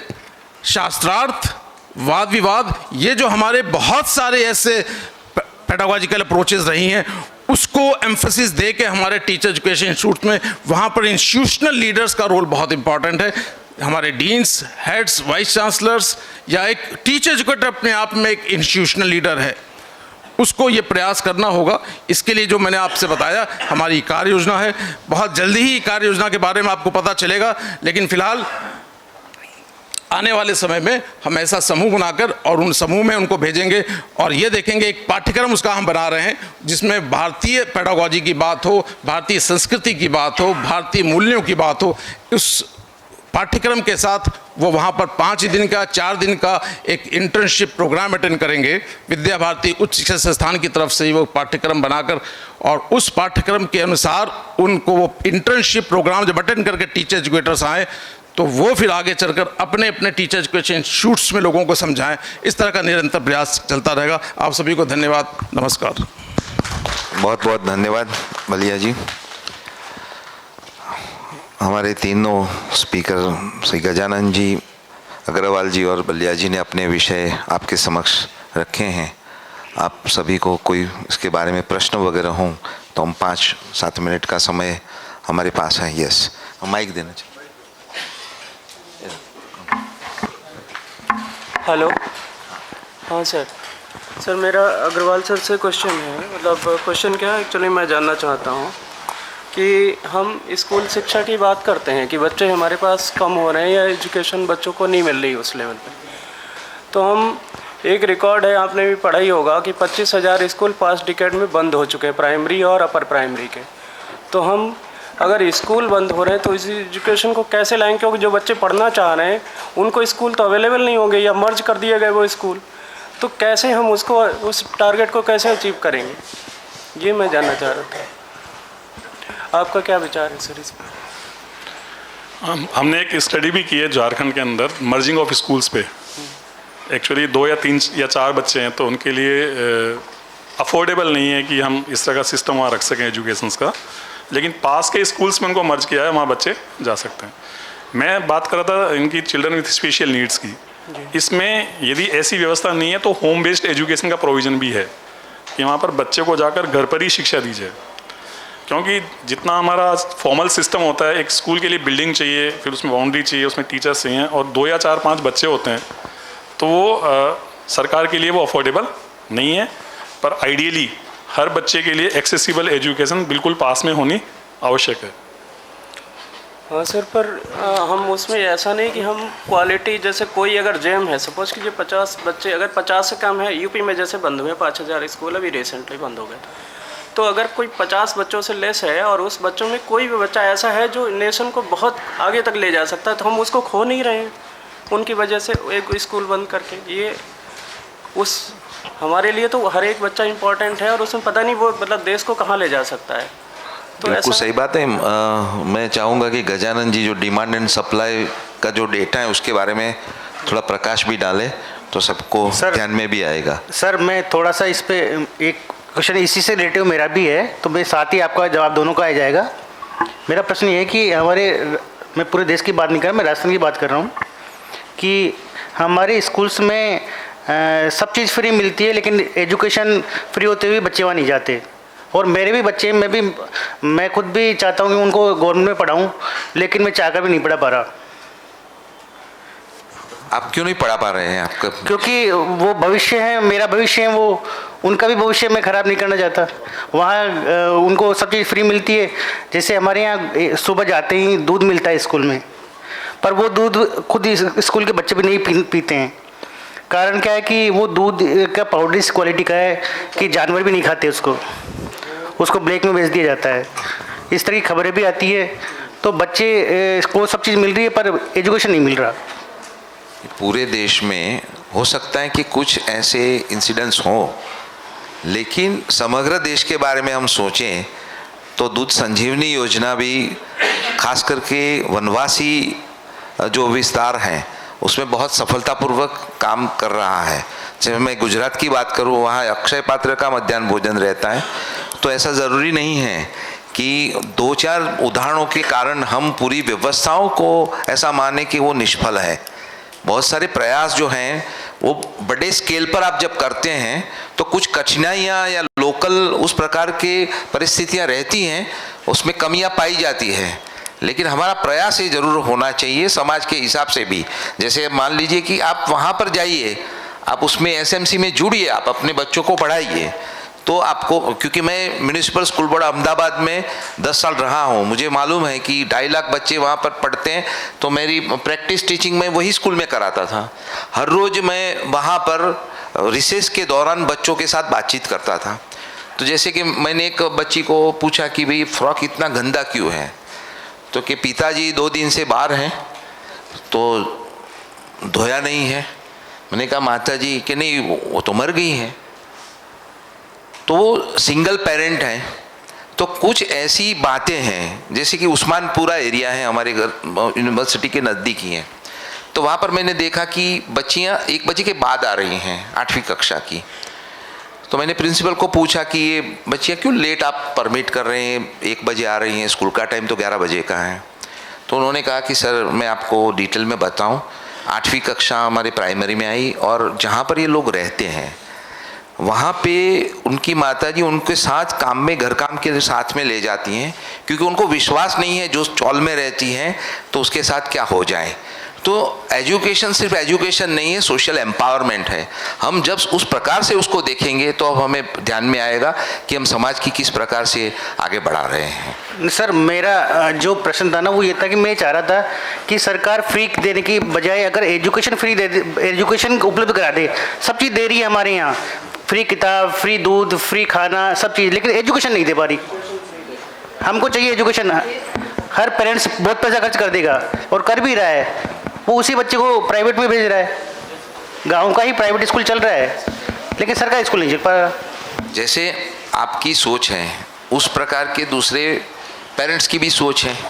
सोच को बदलना है, हमें समाज में आगे आना है। हम पढ़े लिखे हैं। मैं खुद का अनुभव में बता सकता हूँ कि मेरे दोनों बच्चों गुजराती मीडियम में पढ़े, ठीक है।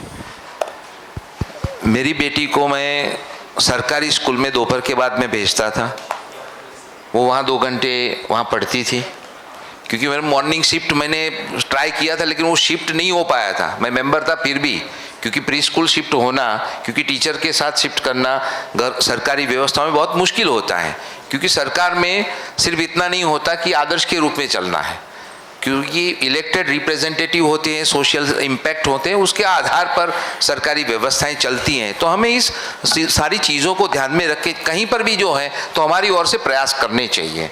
सरकार पे सारा थोप देने से, क्योंकि हम ऐसे ही कह रहे थे कि ये सरकार की व्यवस्था नहीं है, शिक्षा की व्यवस्था तो समाज की व्यवस्था है, हम लोगों को आगे आना है। Thank you. नमस्ते, मेरा एक क्वेश्चन था, आप में से कोई एक फंडामेंटल क्वेश्चन मेरा यहाँ है कि हम विद्या भारती उच्च शिक्षा संस्थान के तहत काम कर रहे हैं और जितनी बात अभी तक हमने की है वो लोअर एजुकेशन के बारे में की है। हायर एजुकेशन के बारे में हमने बहुत ज़्यादा चर्चा नहीं की, जबकि मुझे देश के लिए सर्वश्रेष्ठ शिक्षक कंप्यूटर पढ़ाने वाला चाहिए, सर्वश्रेष्ठ शिक्षक इलेक्ट्रॉनिक्स पढ़ाने वाला चाहिए, सर्वश्रेष्ठ शिक्षक कॉमर्स पढ़ाने वाला चाहिए। उसके लिए हमारा विचार क्या हुआ? बेसिक बात ये है कि हम उच्च शिक्षा के लिए बात कर रहे हैं, बात सारी निम्न शिक्षा के बारे में हो रही है। हमें उच्च शिक्षा के बारे में विचार करना है। उसमें भी भाई साहब, उसमें भी अभी विद्या भारती उच्च शिक्षा संस्थान की तरफ से भी उसमें भी प्रयास साथ साथ ही चल रहा है कि जो उच्च शिक्षा के लिए जो अध्यापक हो उसके लिए स्पेसिफिक, क्योंकि हम सब जानते हैं इस वक्त जो MMTTC वगैरह में जो अक्सर जिस तरह के मॉड्यूल्स में वहाँ पर हम भारतीयता और वहाँ पर किस तरह का जो आपने बात कही कि इलेक्ट्रॉनिक्स में, कंप्यूटर साइंस में, और उसके भी हम लोग प्रयास हमारे चल ही रहे हैं और बहुत ही जल्दी में इसका अब हम लोग भी एक प्रारूप लेकर आएंगे कि किस तरह का एक प्रशिक्षण कार्यक्रम हो और किस तरह के अध्यापकों का दोनों प्री सर्विस भी कोशिश प्रयास किए जा रहे हैं और इन सर्विस भी क्या हो अध्यापक और किस तरह का अध्यापक हो, अध्यापक कैसे तैयार हो और अध्यापक कैसे उस अपना ये प्रयास है कि जो पंचपदी है, पंचपदी को हम हायर एजुकेशन में कैसे लाएं, इसके ऊपर भी एक हमारा प्रयास चल रहा है। सर मेरा एक सवाल था, एक्सक्यूज मी जस्ट, मैं देवहरी तालुकदार हूँ गुवाहाटी यूनिवर्सिटी से। मेरा सवाल लिंग्विस्टिक डाइवर्सिटी से है। यहाँ पे जैसे सब आप जानते हैं कि भारतवर्ष में लिंग्विस्टिक डाइवर्सिटी बहुत ज़्यादा है, नॉर्थ ईस्ट में तो और भी ज़्यादा है। तो प्राइमरी लेवल में हो या सेकेंडरी लेवल में हो, ये जो लिंग्विस्टिक डाइवर्सिटी एक ही क्लास में बहुत सारे भाषाओं बोलने वाला लड़का लड़की बहुत सारे पढ़ते हैं, तो मातृभाषा में एक ही कक्षा में ये कैसे संभव होएगा? पॉसिबिलिटी क्या है? क्या कैसे हम आगे बढ़ेंगे? सभी बच्चे को अपनी मदर लैंग्वेज में, मातृभाषा में सिखाना और पढ़ाना, जहाँ टेक्स्ट बुक की कमी हो, नहीं है, बहुत सारे लैंग्वेज ऐसे हैं कि उनका ग्रामर भी नहीं है, डिक्शनरी भी नहीं है, इवन लिपि भी नहीं है। तो जो NEP में भी एम्फेसिस दिया गया है कि learning in our mother language, how will it be possible? How can we go forward with it?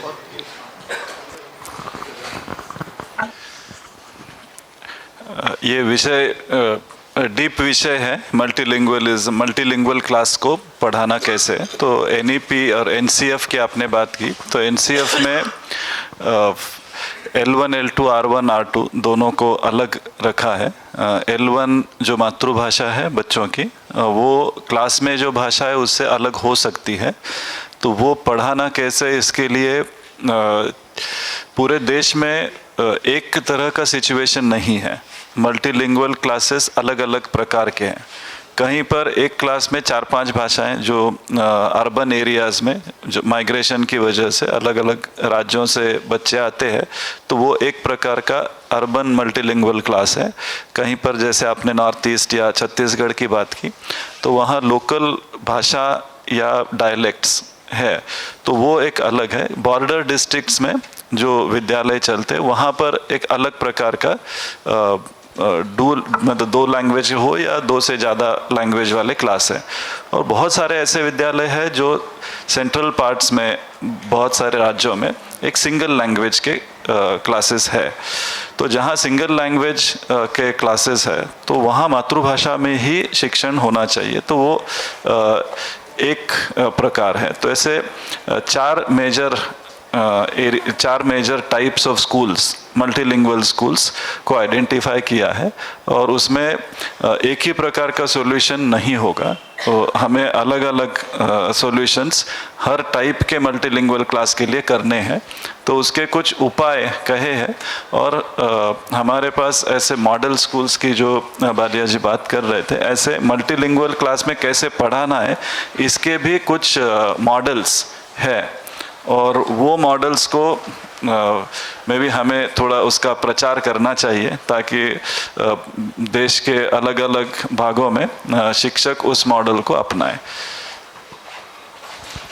एक प्रश्न, लास्ट प्रश्न ही हम ले सकते हैं। गजानन जी ने हाँ, मैं एक बात कल एक सेशन में एक बहन जी ने बताया था 7 भाषाओं को किस प्रकार से स्कूल में वो बच्चों को पढ़ाती हैं, और वो पब्लिक स्पीकिंग में जाकर कहती हैं। हाँ हाँ जी, गजानन जी का ध्यान आकर्षित करना चाहूँगा। आपने इनर इंजीनियरिंग की बात की और AI के महत्व पर बात की कि हमें इस पे आगे बढ़ना पड़ेगा, प्रॉम्प्टिंग सिखानी पड़ेगी। अब AI engineering and the prompt engineering and the inner engineering दोनों कॉन्फ्लिक्टिंग हैं, तो इनमें कन्फॉर्मिटी कैसे लाई जाए बेसिकली? मुझे पर्सनली ये लगता है कि इसके लिए अगर उद्देश्य सबसे पहले क्लियर हो कि हम किस प्रकार से और कैसे AI को यूज़ करना है। बहुत बार AI drives you rather than you driving AI। तो ये you being in control of the machine, ये सबसे महत्वपूर्ण बात है। तो वो हमें विवेक को पहला स्थान देना है, उद्देश्य को सामने रख कर। तो ये मुझे ऐसे लगता है, पर बहुत बार हम नोइंगली और unknowingly we get sucked into the game, वो रैबिट होल कहते हैं ना AI का, तो उसमें हम we get sucked into it. और फिर अवेयरनेस, जो माइंडफुलनेस इनर इंजीनियरिंग का पहला स्टेप है कि बीइंग अवेयर, तो वो और जो हमारे सारे ठीक है, बाद आई थिंक समय हम बाद में चाय पर चर्चा करते हैं। हाँ, सभी को विनती है कि आप हाँ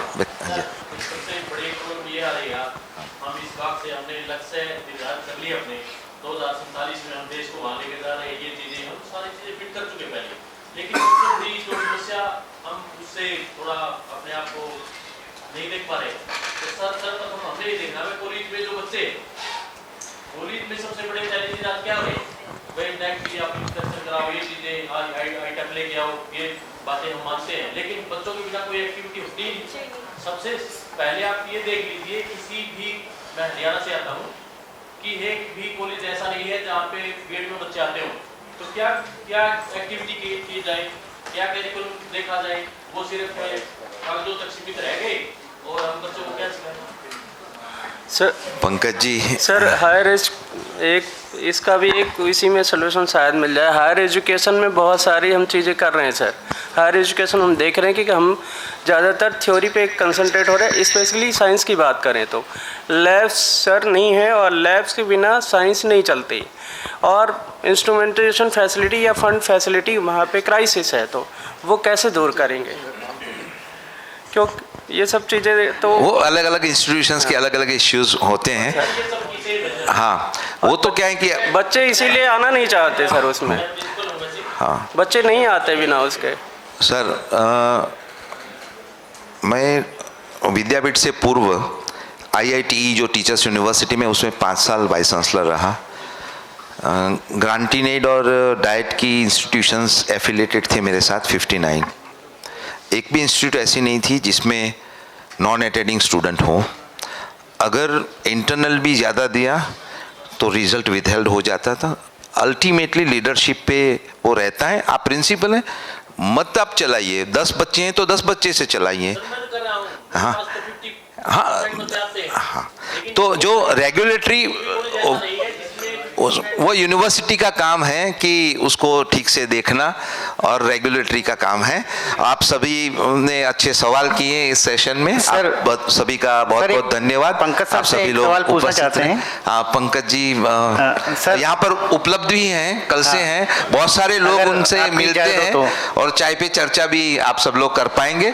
धन्यवाद, और सभी पैनलिस्ट का भी धन्यवाद, आप सभी का भी जो विद्वत जन हमारे बीच में उपस्थित रहे। सभी से अनुरोध है, 1 मिनट प्लीज अपने स्थान पर बैठे रहे।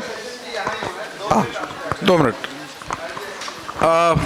इससे पहले कि हमारे प्रोफेसर सुरेंद्र शर्मा जी, जो इस पूरे टीचर एजुकेशन का जो एक कंपोनेंट रखा गया NSIL में, इसके चीफ कोऑर्डिनेटर रहे हैं, तो हम चाहेंगे कि इस टीचर एजुकेशन के पूरे सत्र, जितने भी मेरे सत्र रहे, कि जो सूत्र बनाए गए, कॉन्सेप्ट पेपर बनाने में प्रोफेसर पंकज अरोड़ा जी का बहुत योगदान रहा, पूरा इनिशिएटिव इनका रहा है। तो मैं अनुरोध करूंगा प्रोफेसर पंकज अरोड़ा जी से कि हमारे प्रोफेसर सुरेंद्र शर्मा जी को एक सम्मान दें। हमारे इस प्रोफेसर सुरेंद्र शर्मा जी, जितने टीचर एजुकेशन के हमारे सत्र हैं, उनके सूत्रधार, चीफ कोऑर्डिनेटर इस पूरे 4 सत्रों के।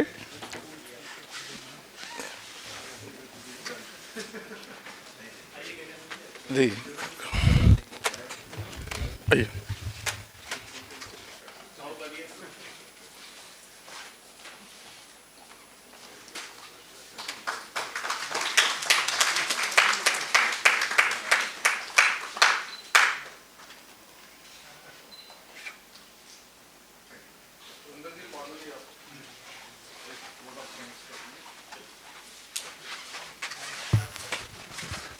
आप सभी को, अध्यापक साथियों को तहे दिल से धन्यवाद भी करूंगा। और इस सेशन में हसद भाई पटेल जी, प्रकाश अग्रवाल जी, गजानन जी और बलिया जी, और हम सब के बीच में यहाँ पे प्रोफेसर पंकज अरोड़ा जी, अवनीश जी भाई साहब, और विद्या भारती के विभिन्न पदाधिकारी, और टीचर एजुकेशन के टीचर्स। डेफिनेटली जिन विषयों पे मैं उन पे अब नहीं जाऊंगा, क्योंकि सभी वक्ताओं ने बहुत अच्छी तरह से कुछ चीज़ें हम सब के बीच में फ्लोट करी हैं, और वो फ्लोट इसलिए करी हैं कि अध्यापक शिक्षा अच्छी हो, और टीचर एजुकेशन में जो टीचर बनने आए वो मन से टीचर बनने के लिए आए और अध्यापक बन करके हमारे बीच में से जाए। और राष्ट्रीय शिक्षा नीति तभी अच्छी हो सकती है जब मेरा अध्यापक मेरे क्लासरूम में अच्छा होगा, और अध्यापक अगर अच्छा है तो डेफिनेटली मेरे विद्यालय में जो बच्चे नहीं आ रहे हैं वो आना शुरू हो जाएंगे। मैं विभिन्न विश्वविद्यालयों, विभिन्न महाविद्यालयों में और अपने विश्वविद्यालय में काम करता हूं। मैं ये मानता हूं कि अध्यापक का अच्छा होना बहुत ज़रूरी है। जिस दिन मेरा अध्यापक अच्छा हो जाएगा, आपको मालूम है ना, उस शहद को मक्खियाँ लगती हैं जहाँ पे पूरा सिस्टम, एक एनवायरनमेंट, आप एनवायरनमेंट क्रिएट करिए। आप उन बच्चों तक जाइए, आपके पास 50 आ रहे हैं, आप उन 50 को इतना अच्छी तरह से काम करिए कि अगले साल वो 50 आपके एम्बेसडर बने, आपको कोई होर्डिंग लगाने की जरूरत ना पड़े। मैं एक गांव के कॉलेज में पढ़ाता था। पहले साल जब मैं गया तो उस कॉलेज में 58 एडमिशन हुई। अगले साल मेरे विश्वविद्यालय ने कहा कि इस बार एडमिशन कॉलेजेस करेंगे, आप हमें लिस्ट भेजना। मैंने कॉलेज से इनविटेशन वहाँ बच्चों को भेजे, कॉलेज से ऐड नहीं निकली, सिर्फ ये कहा कि एडमिशन शुरू हैं। मेरे महाविद्यालय में 300 एप्लीकेशन आई 100 सीटों के लिए। अभी भी वही ट्रेंड है। जिस महाविद्यालय में बहुत अच्छी तरह से आप सारा काम करते हैं और आपके बच्चे आपके एम्बेसडर हैं, उनको अपना एम्बेसडर बनाओ। मैनेजमेंट्स को कहो कि भारी भरकम ऐड देने की ज़रूरत नहीं है, जो बच्चे वहाँ पर आए उनका खून मत चूसो, उनको अपना एम्बेसडर बनाओ। वो आपके पास अपने घर परिवार, अपने पड़ोस से 2-2 बच्चे आपको देंगे और आपकी 100 सीटें भर जाएंगी। मैं दावे से बोलता हूँ, मगर अध्यापक को वहाँ पर काम करना पड़ेगा। इसलिए टीचर एजुकेशन में हमें काम करने की ज़रूरत है और बहुत सारा काम करने की ज़रूरत है। एआई को अपने अधीन रखिए, उसके अधीन मत होइए। जितनी भी टेक्नोलॉजी है, गूगल है, वो किसने बनाया है? एक ह्यूमन ब्रेन ने बनाया है। इसलिए अपने ब्रेन को शार्प करना होगा और टीचर एजुकेशन में एक्टिवली पार्टिसिपेट करना होगा, तब इस भारत का निर्माण होगा और तब हम विकसित भारत की तरफ बढ़ेंगे। इन्हीं शब्दों के बाद बहुत बहुत धन्यवाद। अगला आइडिया एक्सचेंज का सेशन यहाँ होगा, चाहे इसी सत्र में, यहाँ पे बाहर ही है, नीचे नहीं जाना है किसी को भी, और आइडिया एक्सचेंज के सत्र में यहाँ पे सब लोगों ने आना। आपका बहुत बहुत धन्यवाद। जय हिंद, जय भारत।